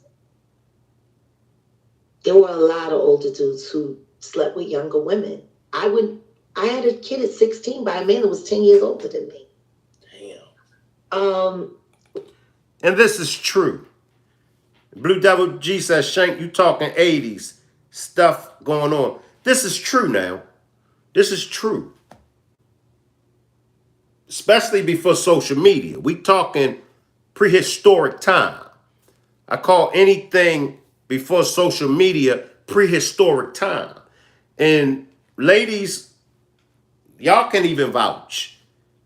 It was common for young girls, 15, 16, 17, to be messing with 26-year-old dudes, 27, 28-year-old dudes. Drop a 1 if y'all remember those prehistoric times. Drop a 1. Drop a 2 if y'all don't know nothing about that in prehistoric time. Which goes to show you how much things have changed from the 90s to now. But then you got to think, you go back 20 years before that, 20, 30 years before that, and 40-year-old men were marrying 13-year-old girls. That is true. Right? So, as we evolve as a society. And in Islam, the Prophet Muhammad's last wife was 12 years old when he married her. I believe her name was Fatima. In Islam, the Prophet Muhammad married his wife Fatima when she was only 12 years old. And we become more aware of certain things. They open up. But the thing is, it was normalized. It was just normalized. Now, of course, as a 19-year-old girl, I'm looking and I'm seeing a 15-year-old girl, Inga Marshine. But I couldn't stand that little bitch. Because she was just doing the most. When she came to Philly to work at Sigma, and she was working with Scott, because they were doing the Bad Mama Jamma record with Drew Hill. And she was just out there, and she was with Corrupt, but she was fucking half the city. And I'll never forget, I had heard we were on South Street, and she had went in Missouri. My friend of mine, my friend Mike's store, and she was acting a fool, and they did everything they could do to get her out of there. And one of the women that worked in there, she was like, she doing all of this shit, hoping that Jay-Z will pay her some money. Wow. And they were just talking about how she was acting out to get his attention. And then she got into it with Kobe Cole at Power 99, called up to the radio station, cussed him out, and told the whole radio station, do not play no New York records, and this, that, and don't play no, and she said, and don't play no this record, and don't play no fucking Jay-Z records. They said, Sean Carter was on the phone within an hour saying, if you pay any attention to anything she said, it's going to be it. We'll handle her. Please keep playing these New York records. Yes. It was wild. It was wild. But this was a grown man with a very, very, very, very, very naive girl. I'm not saying that she wasn't a city girl, but a 14-year-old girl mentally cannot contend with a 28, 29-year-old man. Period. She didn't have a chance. Not at all. And I think people don't realize when he started better dealing her, because I think she thought she was going to be the one. I really do. Like that he married? Yeah, I think she thought that. Oh, wow. I know that when she was with Corrupt, she was always just so scattered. You know what I mean? Just real scattered. scattered, like real negative energy, but you could tell that she was acting out, and he shunned her. Wow. He shunned her, and it's just so wild. Like, what is it going to take for people to get to see that this person literally discards people and tries to erase them like they never exist, so he doesn't have to see them or deal with what he's done with people. You know, I blame a lot of what happened to Inga Marchand on his reckless adult choices for a very, very, very underage girl. But you hear that story a lot. I mean, like that Wanye and Brandy. Remember, it was Brandy and Adina Howard fighting over here. And Wanye was grown and Brandy was 16. No, and Adina was a grown-ass woman. A grown-ass woman. Brandy, I'm sorry, baby, you could not compete. That was a grown-ass woman. But then again, she shouldn't have been put in the running in the first place. That's true. That's true. A young girl gonna fight. Period. Whether she can win or not, her ego alone, she gonna fight. But see, there were adults in those situations, and it's like you look back now. Rock Squad, let's talk. Let's talk, Rock Squad. Let me see some comments. We're gonna talk, Rock Squad. We're gonna talk. We're gonna talk, Rock Squad. Tyson says, Blue Devil G says they get married at 14. Tyson says, Jaguar, you seen underage girls on the Roots tour bus and said nothing. Don't forget. The Full Life says, Tyson, what do you mean? Blue Devil says, that's you see underage girls at concerts. Tyson says, Jaguar, us to down with the Roots. She said young girls used to come back to the tour bus and she felt bad for them. Okay, but the Roots tour bus, I doubt that for real, for real. Tyson says underage at a concert and on a tour bus, two different things. All right, y'all. Let's chop it up a little bit. Let's chop it up a little bit. These men were in their 20s. Jay, they were in their 20s. 27, 28 years old. You got some on the tour bus. Same way with Mary J. Blige, Jewel, and Danny Boy. Danny Boy was pushing a fake ID. It happens. It happened a lot. It might still happen today. I don't know. But we all know back in prehistoric time, we all know fake IDs was the biggest scam. Y'all know it's all kind of scams nowadays, but y'all remember, back in prehistoric time, the scam was what? A fake ID. Salute, little RT. I see you. Salute, little RT. And a lot of females as well as males used fake IDs or got somebody else ID and used it. It got to a point where people was making fake IDs. Okay, Tyson says Mary J was Ghislaine Maxwell to Diddy's Epstein. Blue Devil says, but Shank is 13 to 15 on the tour bus.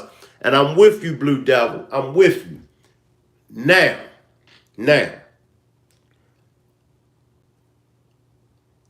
I will say some, I'm not going to say 13, because at 13, and y'all could help me understand better, but me, and this is just me, but everybody is different.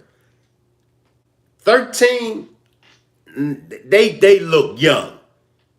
But at 15, especially if she's been groomed, meaning if she's been around some older females, and if she's grew up around older females, and she watch how older females move, at 15 and 16, she can be a hoe. She can be a hoe. And if she has been groomed, if she's been under older hoes, you know, because y'all remember during prehistoric time, the females was putting toilet tissues in their bra. They were stuffing their bra with all kind of stuff in prehistoric time. Back then, it wasn't so much of the ass. Y'all remember back then, it was the breast. I think back in prehistoric time, the bigger the breasts were, the more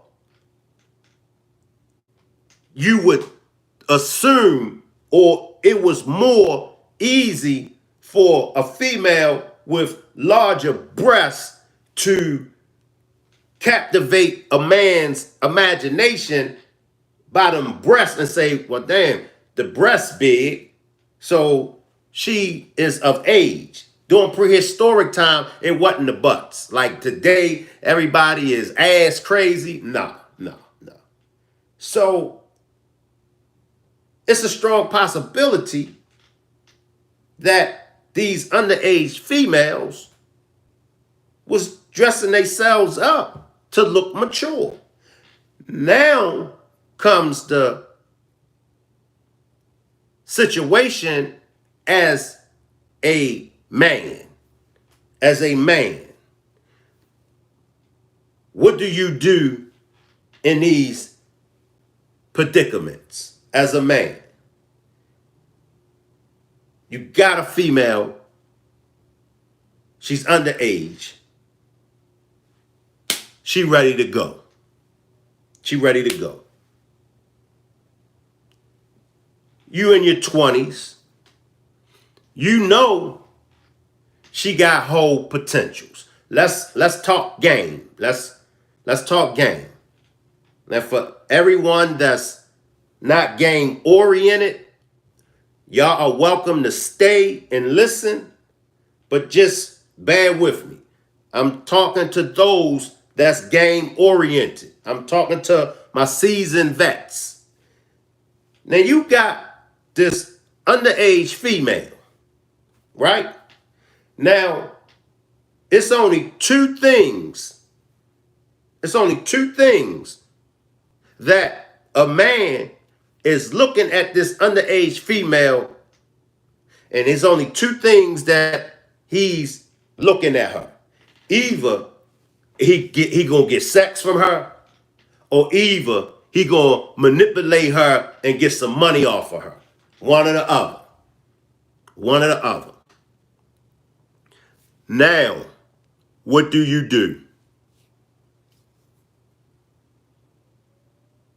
What do you do? Y'all tell me, what do you do in the circumstances like that? I'll tell y'all, for me, I wouldn't rock with her. And I'm going to tell y'all why I wouldn't rock with her.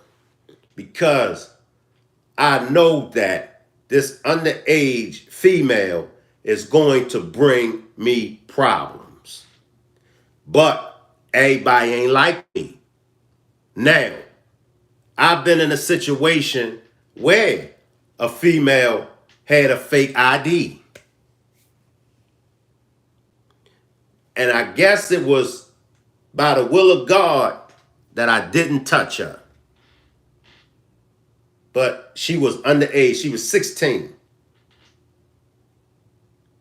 So I'm saying all this to say,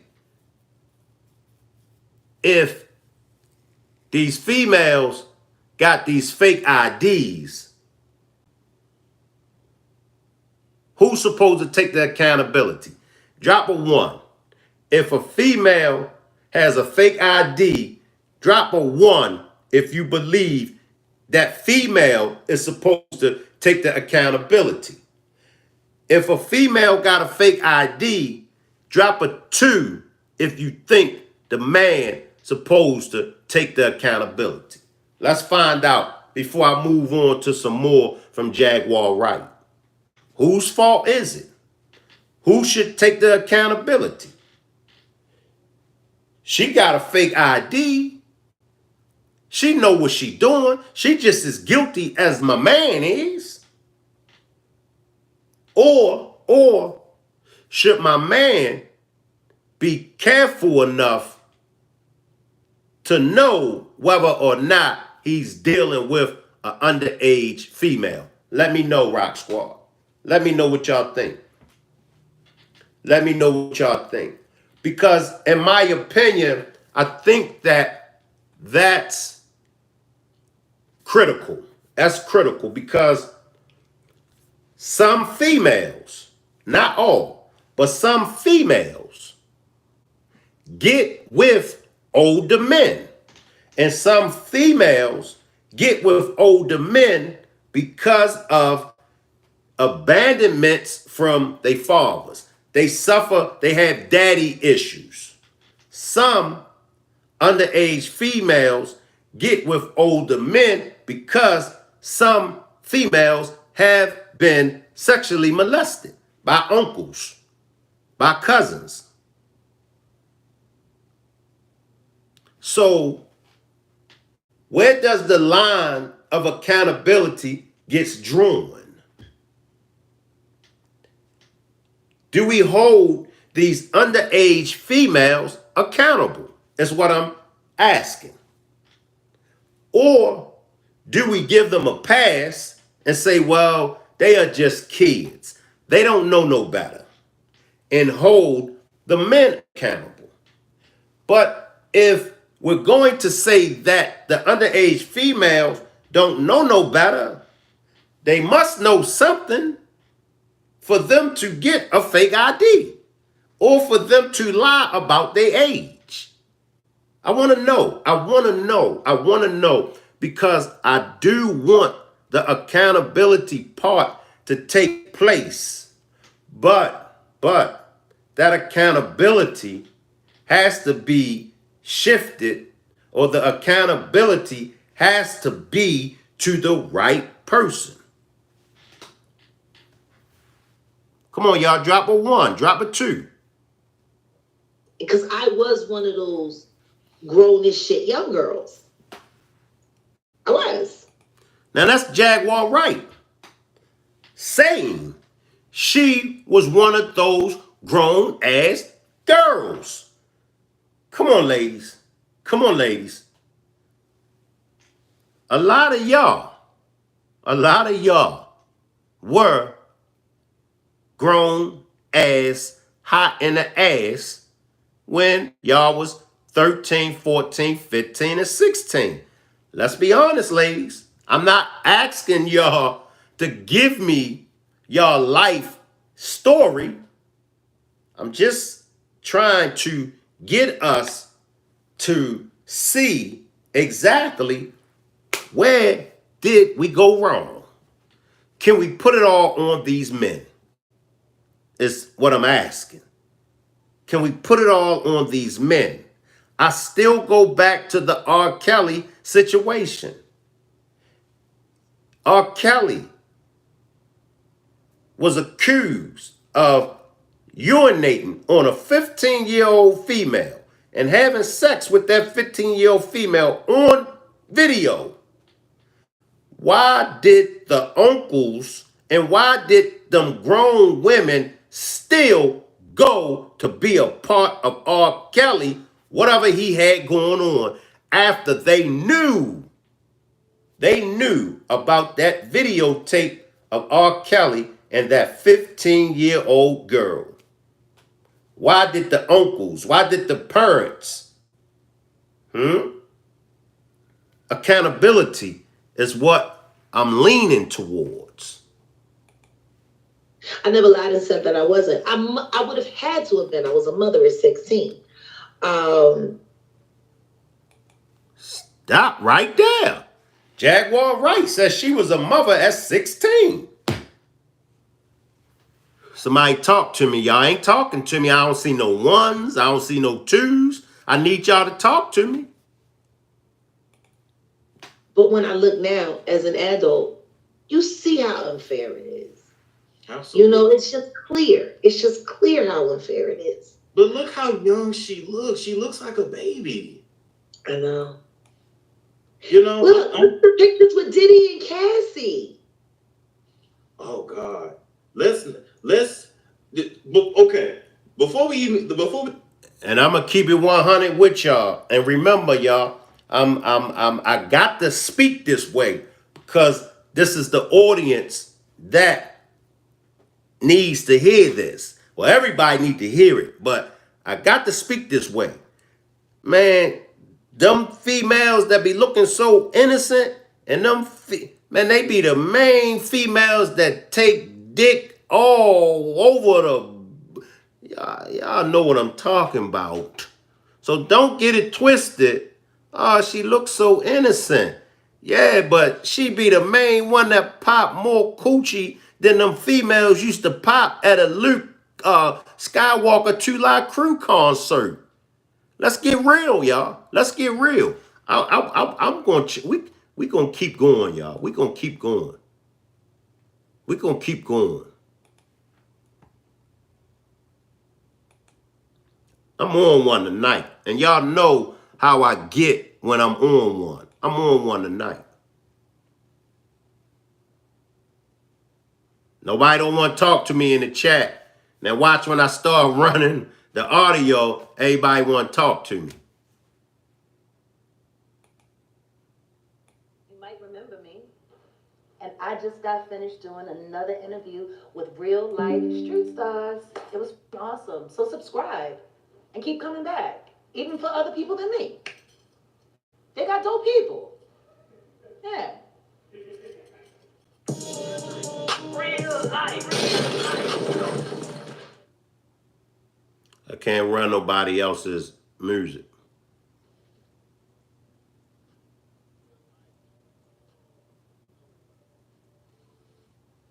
Women hip hop right now is pretty much the hottest thing going, like as far as period. I mean, is it? How many records does Sweetie sell? That bitch got 80 million followers and she sold 2,000 fucking things. I was gonna lean more towards Glorilla. And I'm not very familiar with her. Appreciate that super sticker, Miss Parker. Appreciate that super sticker, Miss Parker. She's from Memphis. She's very talented. That's what I've been hearing. Yeah. But I'm still stuck on Rhapsody. Right. As you should. Like, I'm still waiting for Rhapsody to have her fucking blow up moment. Like, big blow up. Like, I'm really not even trying to hear about another female rapper until Rhapsody get her fucking flowers. Yeah, not for real. We need that to happen immediately. Like, we needed it to happen 3 years ago. Let's just keep it all the way 100. All of the hottest female rappers are all ex-strippers. Yeah, that seems to be the brand. All ex-strippers. Yeah. Or they and build let's keep it all the way 100. They don't write their rhymes, allegedly. Nah, they don't build their bodies either. They just all come put together. Let's keep it straight. This is playing make-believe at its highest level. Oh, yeah. Meanwhile, there's real MCs, female MCs that are writing their shit. Like, I would even appreciate it if they would let the real talented female MCs ghostwrite for these bitches. How do y'all feel about the female rappers of today?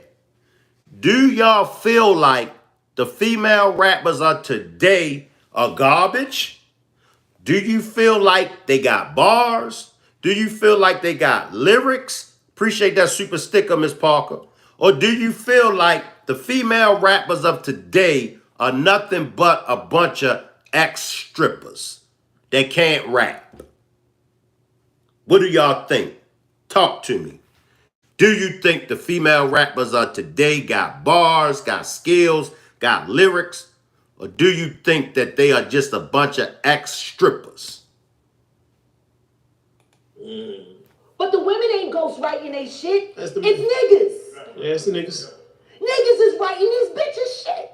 Hey, man. And I was talking about this the other day on my live. All of these women are out here buying into all of the shit that all of these bitches are saying that's being written by a dude. This is a dude's perspective on how a woman should be talking, and then the other women listen to her and be like, ooh, that's how she talking. That's how I'm talking, girl. Yeah, girl. Hold up. Oh, fuck with it. You know what I mean? Like, we all over here. But meanwhile, all of these words came from a man. Yeah. Who the fuck's powering who? I don't call that empowerment. I call that impimpment. Impimpment. New word. Urban Dictionary. Write it down. Cosign. You ain't empowering shit. This nigga is spitting old fucking pimp shit and juicing it up and putting a bitch word here there. You spitting it out on his behalf. Like, for real, when you look at it, these ghostwriters is pimps and the artists are they bottom bitches. Ooh. You paint it, it just moved to the rap, I guess, because you paint a very interesting picture there. I mean, seriously. Ooh. Whoever's spitting the game, whoever's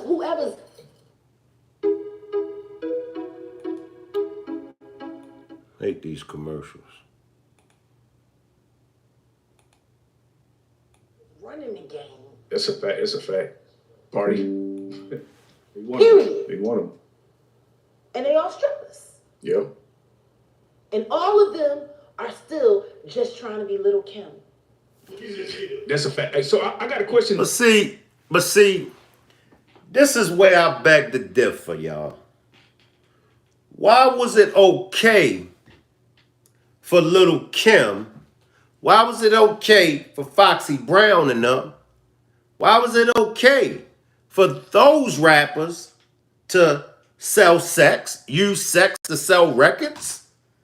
But why isn't it okay for these female rappers of today? The female rappers of today had to get it from somewhere else. And contrary to what Jaguar Wright is saying, as far as it's men that's with the pen game, they had to get it from other females. They had to get it from Lil' Kim and them. So why is it so acceptable for a Little Kim record? Why is it so acceptable for a Foxy Brown record, but it's not okay for a Sexy Red record? It's not okay for a Glorilla record. Are the old heads being hypocrites? Are the old heads hating on the younger kids? Y'all got to talk back to me on this. I need to know. As old heads, are we truly respecting the game?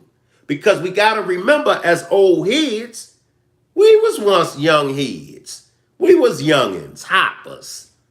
And the older heads thought the same about us as we think about the Sexy Reds. Go back to the beginning of hip hop. Go back to the late 70s. Go back to the 80s. Remember, the Temptations, Motown and them, they hated rap. They hated hip hop. They ain't never had nothing nice to say about hip hop. Temptations and them hated Run DMC and them. Huh? Now come to the 90s. Come to the ballers and the gangsters. The strictly hip hoppers. The rappers that had lyrics. Hated them. So are we hating on these young rappers? Honestly, y'all. Nobody don't want to talk back to the old man. Okay, y'all got to talk back to me and let me know. Are we giving these young people a hard way? And is that why they don't respect us? Let me go back to Jaguar Wright. Who was a figment of Biggie Smalls' imagination, blown to life. Yeah. So as a woman, right, coming up, like I remember you said, don't do it as an artist. But what do you think this is gonna do for the future female rap artists going down the line? Like how NWA now is like more and more gangster now. What do you think this level of rap is gonna do for going forward? I don't know. But I pray to God something drastic happens. Because let's just be honest, hip hop and females, and it's kind of embarrassing right now. And I think the whole Saweetie thing, I think that sums it up best. You got 80 million followers and not even 1%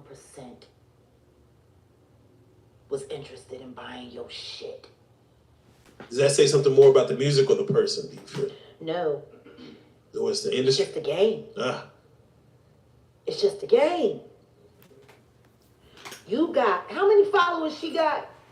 I mean, we can check right now. we can check right now. Let's do the math. Yeah, Let's see if the we math can check is right math. now as we're live and live. Let's see if the math is math. 13 million. 13 million. She has 13 million followers. 10% of 13 million is what? 1.3 million. Yeah. 1% of 1.3 million is what? 130,000. 130. She sold 2,000.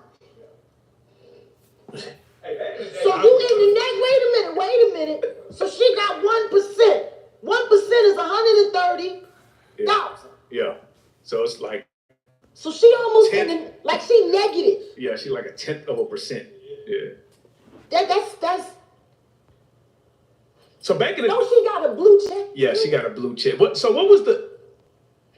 okay, back in the day, right?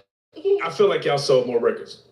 Why do you think the decline of the music is like they're superstars, but they're only selling 30, 40,000? Nobody gives a fuck about the music. Ah. That's why.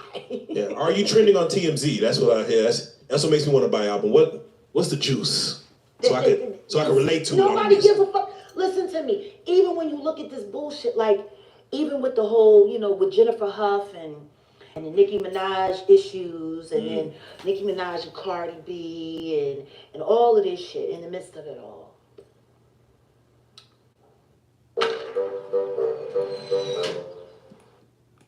I was behind in the comments, y'all. I'm just seeing y'all comments. Did they put out sex tapes today, Shane? I don't even think they do the sex tapes no more. They just put it on social media. They just, put it on Instagram and stuff like that. So I don't think anybody put out any more sex tapes. The game is like I said, what we grew up on, it's complete opposite. So I don't even think they put out any sex tapes no more.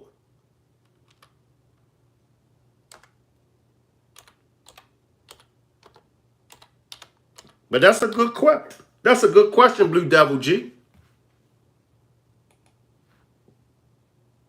That's a good question. Now, I just want to tap into the Suge Knight clapback. Now, you have everybody been taking shots at Suge Knight. Now, Suge Knight has finally decided to clap back. Now it's a problem. But let's listen to Mob James, y'all. Let's listen to a few things coming from Mob James. And then we're going to chop it up. Because it's interesting, because we did an interview recently with DOC, right? My man Justin Hunt did the actual interview, but me and DOC are friends, man. We go back. I have a lot of respect for that dude. And in the interview, Justin asked Doc, he said, you were involved in the making of Straight Outta Compton as well as The Chronic. What was the difference between these two projects? He had an interesting answer. He said, when it came to Straight Outta Compton, there were guys that were, affiliated with the streets, may have been drug dealers, may have had gang affiliations, whatever, but everyone there was really focusing on being musicians. and being artists. And we're happy to be part of this creative process. And we're all trying to contribute somehow musically to this project because everyone understood how big and important it was and how the bullshit they were doing before really, yeah, I mean, it had a part in terms of the content, but there was no like gangster shit happening or whatever else. Now, when you then look at what happened at Death Row, he said the majority of the people, maybe not a majority, but a lot of the people that were in the studio were guys that either had just come out of prison or were on their way to prison. They had nothing to do with music. They couldn't rap. They couldn't produce. They couldn't sing. They couldn't manage. They couldn't A&R. They were just there basically because of Suge's intimidation. And you didn't know what day when one of them would just start to fuck with you, and Doc said it was stressful, man. All of you guys came together and made arguably the greatest rap album of all time. To me, that shows a sign of being able to harness different types of energies, whether positive or negative, to create something beautiful for the world. What was the temperature tone during the Chronic sessions like? There's no difference between the sessions in the NWA days and the Chronic days when it comes to the music being made. The only difference is that the element that's surrounding us while we're making music changed. It intensified on that, what you want to call gangster level, where it started being just a whole bunch of street corner kind of people that were really about that life instead of being about the music life, hanging out, you know. With NWA, it was still street guys hanging out. Some guys were street corner guys, but most of us were just musicians, and most of those people were just happy to be around great music. And so by the time it got to Death Row, the only difference was these are guys that were either on their way to the penitentiary or just coming home from the penitentiary. And this was like the amusement park for them, you know. For the rest of us, or at least for me, it was hell, you know, going in there and dealing with these folks on a day-to-day basis because I never knew which day could be my day. That some terrible shit happens to you and, you know. But like I said, Suge was overly protective and folks knew, don't mess with that one, you know, leave that one alone, you know. And so I always felt grateful to Suge for that, being able to exist in that space and not be, you know, so worried that something was going to happen, because it was still guys that was hanging around with that bully mentality that want to poke you and push your buttons because they know they can do it. They know you're not going to do nothing kind of stuff. Doc is not a little guy, by the way. Doc is like 6'3". I know it. You know what I'm saying? Yeah. This is not some little scrawny little dude. It's like he's a big guy, and he was just like every day. He said it was just stressful for him. He was in there trying to, because Doc is the creative guy. He's writing the verses. He's helping Snoop. He's whatever. And he's just like, man, he's like, I hated that environment. And all of them should have felt that way. You know, coming up there and you got all these big old guys, and now they arguing with their girl, and the next thing you know, they mad. We're gonna take it out on these motherfuckers. So that's what would happen. And you can't work like that. Yeah. You know what I'm saying? That was one of my reasons not to be in their way. And Suge was told this many times. You letting your ego get in the way. You letting this bullshit get in the way. He done went from a green suit to a red suit. He done went from cigars to popping pills. He done went to drinking. So Suge let his woo gangster shit get in the way. And a lot of people, ain't nowhere in the world you're going to continue to make money with each other and you want all the money. You don't want nobody to stand in front of you. You want... As I stated before, Mob James, y'all was the muscle. Suge was the CEO of Death Row Records. Suge put Death Row Records together. Now, I want to go back and I want to ask y'all this. How do y'all feel? How do y'all feel about the incident with Tupac? The night that he got shot. The night when he rushed the gang member Orlando Anderson. Do y'all feel as though Trayvon Lane is the blame for Tupac getting killed in Vegas that night? Trayvon Lane is the homie that allegedly whispered in Tupac's ear. That's the dude right there that tried to snatch my chain. And Tupac rushed the dude. Some people, a lot of people to this day still feels as though it was Trayvon Lane's reason why Tupac lost his life. We're going to listen to Mob James. We're going to listen to Mob James. Mob James going to give his perspective. After we hear Mob James' perspective on the Tupac and Trayvon Lane, we're going to come and we're going to chop it up. Drop a 1 if y'all think it was Trayvon Lane's fault for Tupac getting into that altercation. Drop a 2 if you feel like it is what it is. Tupac rushed him. Tupac brought it on his own.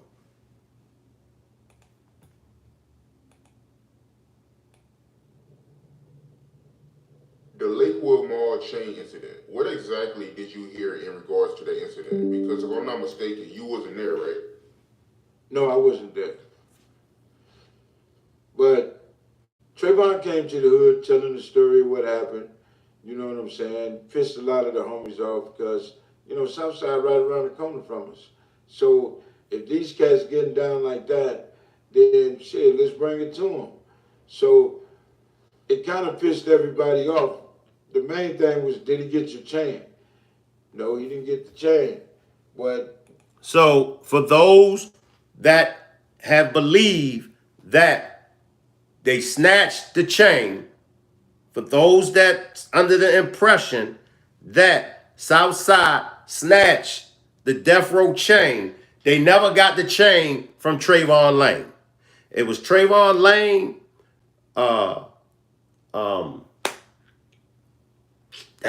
it was Trayvon Lane and 2 other Mob Pirus. K-Dub. K-Dub was one of the other homies that was with Trayvon. But for those that don't know, Southside Crips never took the chain from Trayvon. him trying to snatch that chain sparked a little something, and kind of like it rubbed everybody the wrong way. So after that, the game was stepped up a little bit. A little homies, you know, had to take care of their business on, you know, certain shit. Was you in Vegas when the incident happened with Tupac? Yes, I was.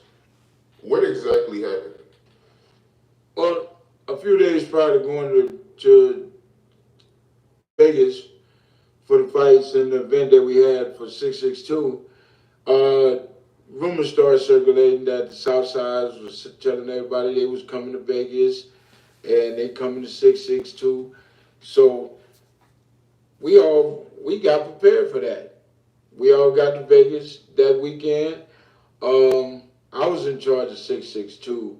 Buntry and all of them did the security with Tupac and Suge and Reggie and all of them. I don't know why you block Eye of the Storm. I don't think nobody would block you, Eye of the Storm. I see your comments. So I don't know why you block. If you use profanity, then of course the moderator's going to time you out, because y'all know we don't use no profanity in the chat. But you shouldn't be timed out, Eye of the Storm. I see your comments, but you know we don't use no profanity. So now, and this is something very crucial to me when it comes to this whole thing with Death Row, with the Mob Piru and Southside. Okay, now, Southside tries to snatch the Death Row chain.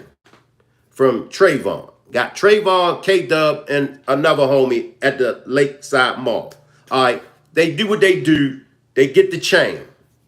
Now, Wiggins blocked me on IG. Oh, you talking about, okay, Out of the Storm. That's something else. Okay, I got you. Now, this happened in Compton, right? According to Mob James. This incident with Southside happened in Compton before the Vegas fight. Mob James said the homie, they wasn't happy with this. Okay, Southside getting down like this.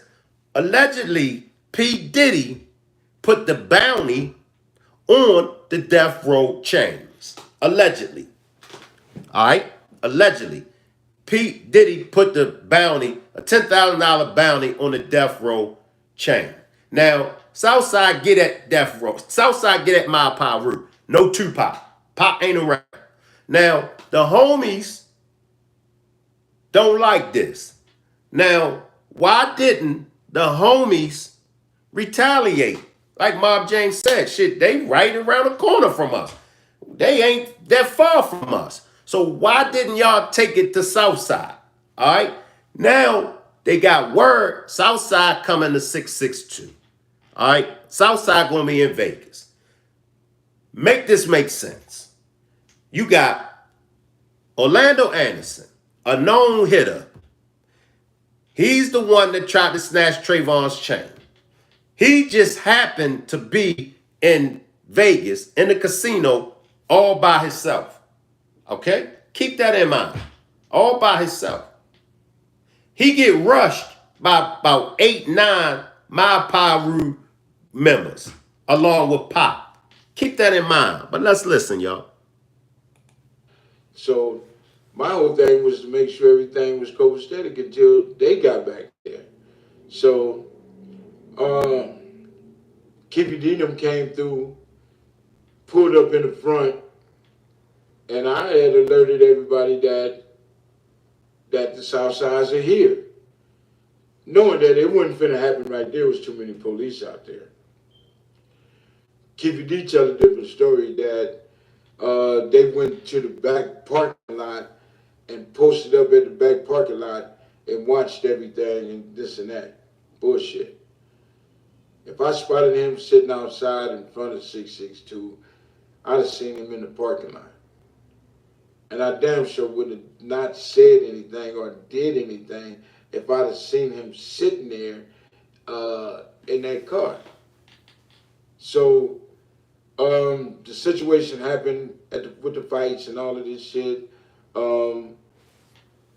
which raised the eyebrow for me. How in the fuck did Tupac take off? And Tupac don't know Orlando, yada yada. And then the shooting happened. Trayvon Lane, he's the one that pointed out Orlando to Tupac, right? Yes. Do you believe Trayvon Lane's story when he say that he didn't tell Tupac to jump on Orlando? No, I didn't believe it because, man, like I said, me and Trayvon had an issue about it previous. And other people had said that Trayvon is the one that told him this. Now, mind you, Tupac ain't from Compton. Tupac didn't hang in Compton, Southside, and no other neighborhood. So he ain't been hanging out that long or around. What, 8 months, maybe 9 months since he got out of jail? That he been with Death Row the whole time period, around 8 months. So he didn't know who Orlando was.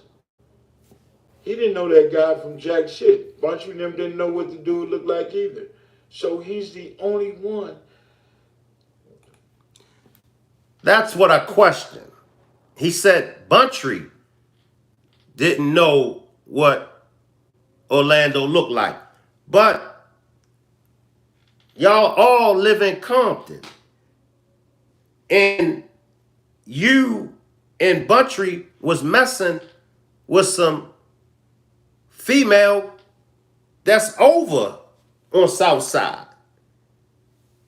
Y'all know Keefy D. Buntry ain't know who Orlando was. It's come on, man. Come on, man. And even in that incident, like you said, Pac didn't know who Orlando was. Pac didn't know that this is a hitter right here. So Pac don't know. Pac only done what, like I said before, anybody would have done in that predicament. Y'all could try to dress it up all y'all want.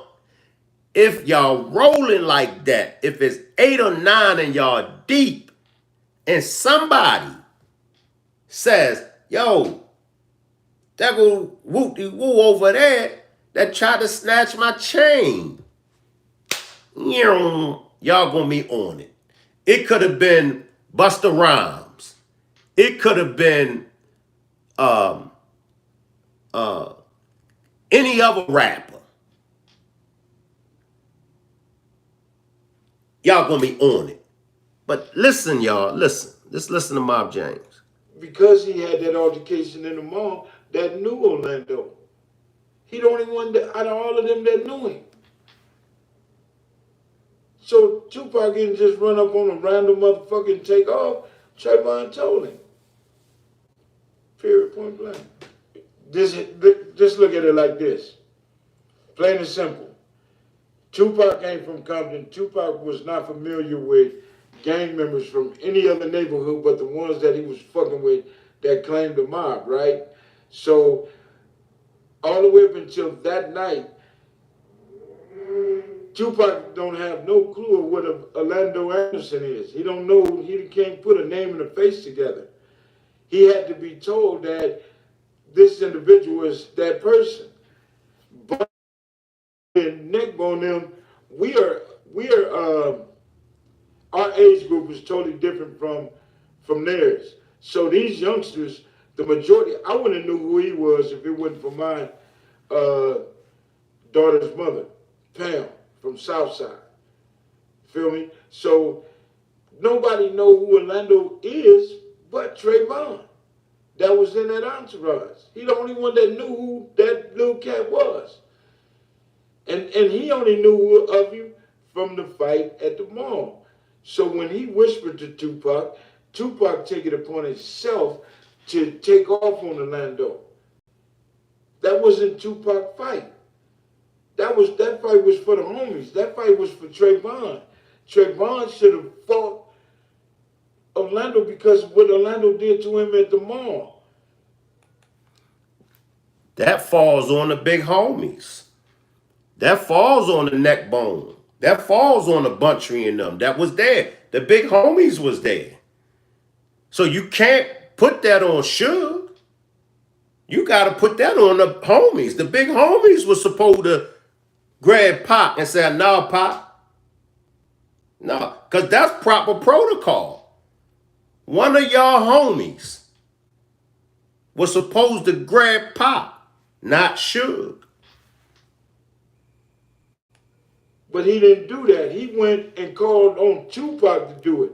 He didn't go to Buntry, Neckbone, or none of those guys that was in that entourage, the homies, and say, there go Orlando. There go that little nigga from Southside. That's the one that jacked me. Tried to jack me, rushed me. He didn't do that. He went to Tupac. And Tupac took off. You made a comment before, and you said that Tupac is dead because he didn't stay in his lane. But if you believe Trayvon Lane is the one that pointed him out, do you think Trayvon Lane should get all the blame? Because we all know Tupac was a loyal dude, and whoever he was with, he was going to be loyal to. So, you know. Right.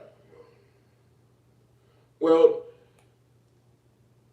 back then, Trayvon should have been blamed for it. Back then, a lot of people didn't really want to listen to my way of disciplining them. And I can accept that. If it was anybody that should have been to blame, you could blame Trayvon. Trayvon should have handled his business on his own, but you can't blame Pac. You can't blame Suge. And Suge and Pac catch a lot of heat from that altercation. Oh, Suge should have stopped him. Oh, why Suge had him out there doing that? Suge ain't have him out there doing that. Oh, Pac shouldn't have jumped in it. Pac shouldn't have. I mean, come on, y'all. Come on, let's be honest. Go back to when you was 25 years old. How you was moving. Y'all would have did the same thing. One of y'all homies, somebody y'all rolling with would have told y'all, that's so-and-so, that y'all would have been like, let's go. Now, y'all may not have threw the first punch. Who knows?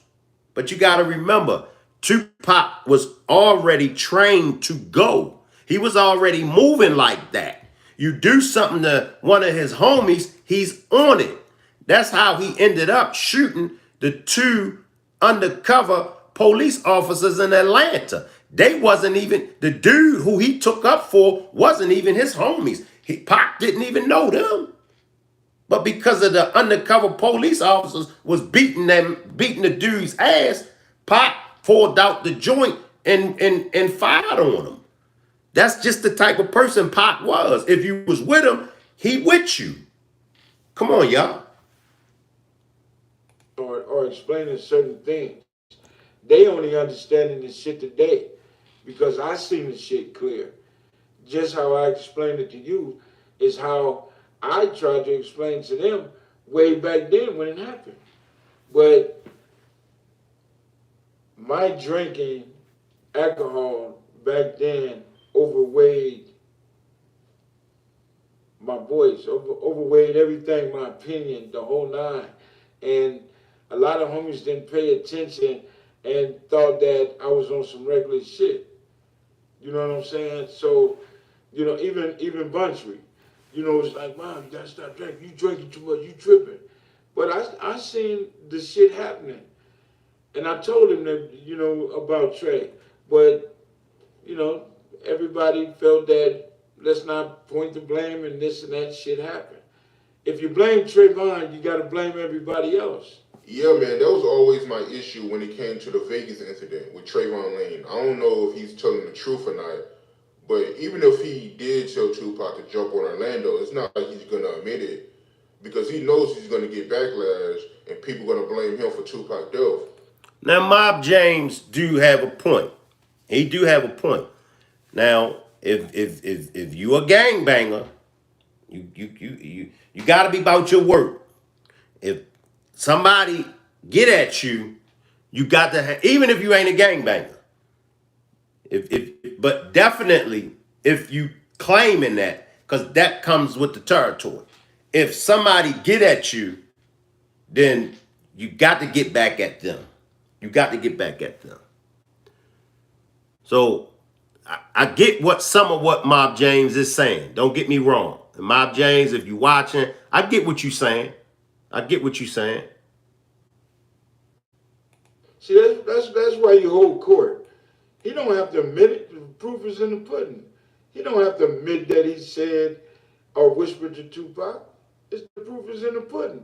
He the only one out of all of them people knew who Orlando was. Besides Reggie Wright, maybe.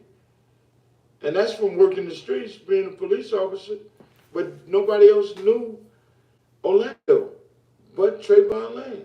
And like I told them guys then, if something happened to this dude, that's like cutting the head off the chicken. If something happened to him, everybody else is might as well fall after him because without him and Snoop, Death Row is done. And it happened that way. It fell apart. How y'all feel? Talk to me.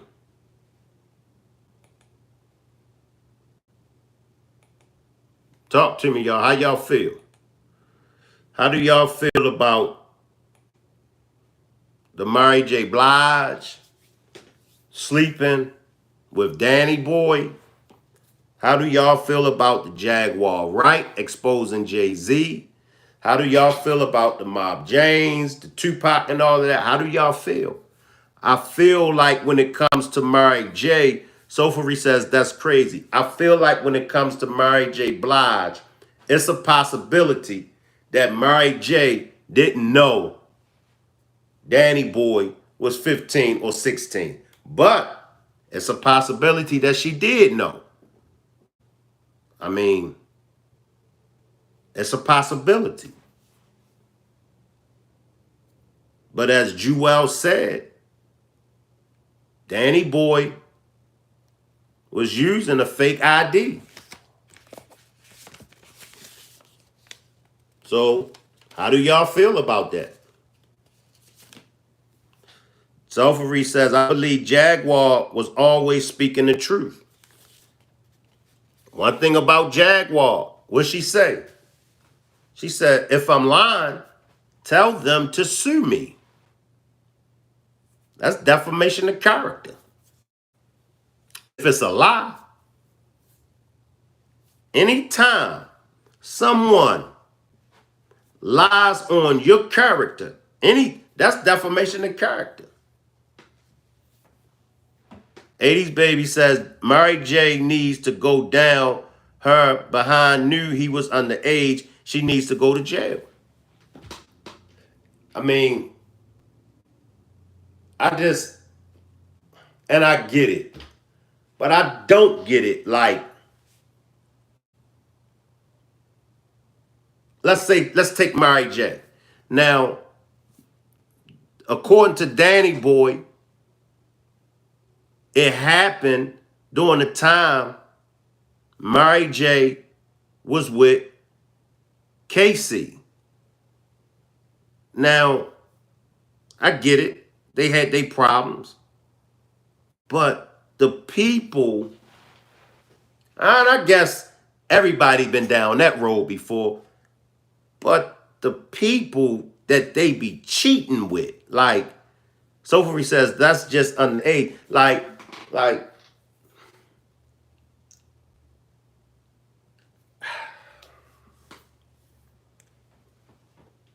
I just don't be getting it. Like, but I guess maybe it ain't for me to get. And then who knows what I would do in them situations? Who knows what any of us would do in them kind of situations? Who knows?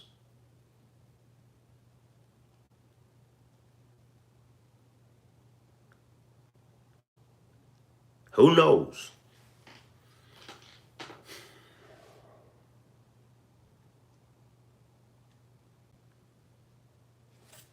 I appreciate everybody for pulling up. Salute. Appreciate all my moderators for holding it down.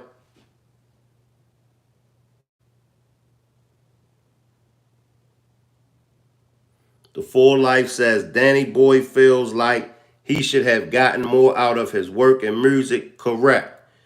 Sophie says, Cougar, she should go to jail, just like Puff Daddy. I agree.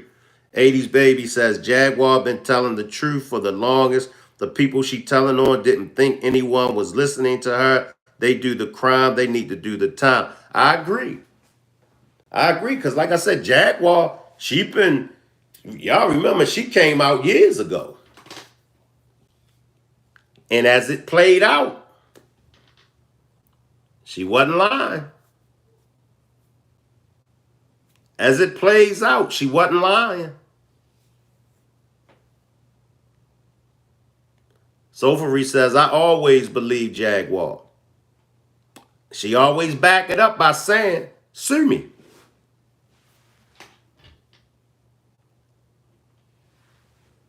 She'll tell them quick, sue me.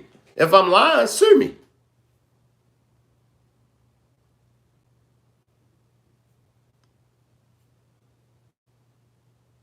Wow. Maybe that's why everybody don't become famous. I guess because of the things that you got to go through. The things that people do. Me, I ain't. And I guess that's why I never became famous. I ain't doing all that foolish stuff. Nah.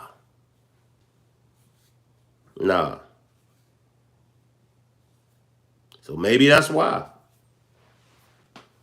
It seems like the ones that's famous, they either had to go through some things or either they done some things to people.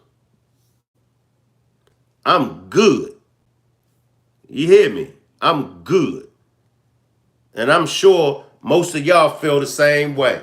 If I got to go through that, door, nah, nah, I'm all right. But there's a door, allegedly. Nori spoke about the door. A lot of other celebrities spoke about the door, the doors.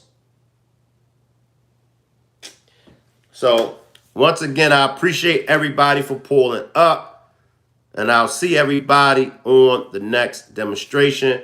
Appreciate the super sticker, Miss Parker, and the For Life. If you would like to support the channel, there's different ways you can support the channel. One way you can support the channel is purchase a membership. If you purchase a membership, you'll have access to members only demonstrations that I've done. If y'all go down the catalog and y'all wonder why you see some of the demonstrations that says members only, well, that's for those that purchase a membership. So if you would like to support the channel by purchasing a membership, those are some of the benefits that come along with purchasing the membership. You'll have access to members only demonstrations. Or you could purchase a super sticker or a super chat. Or if you would like to send a cash donation, my cash app is $ERICMCINT.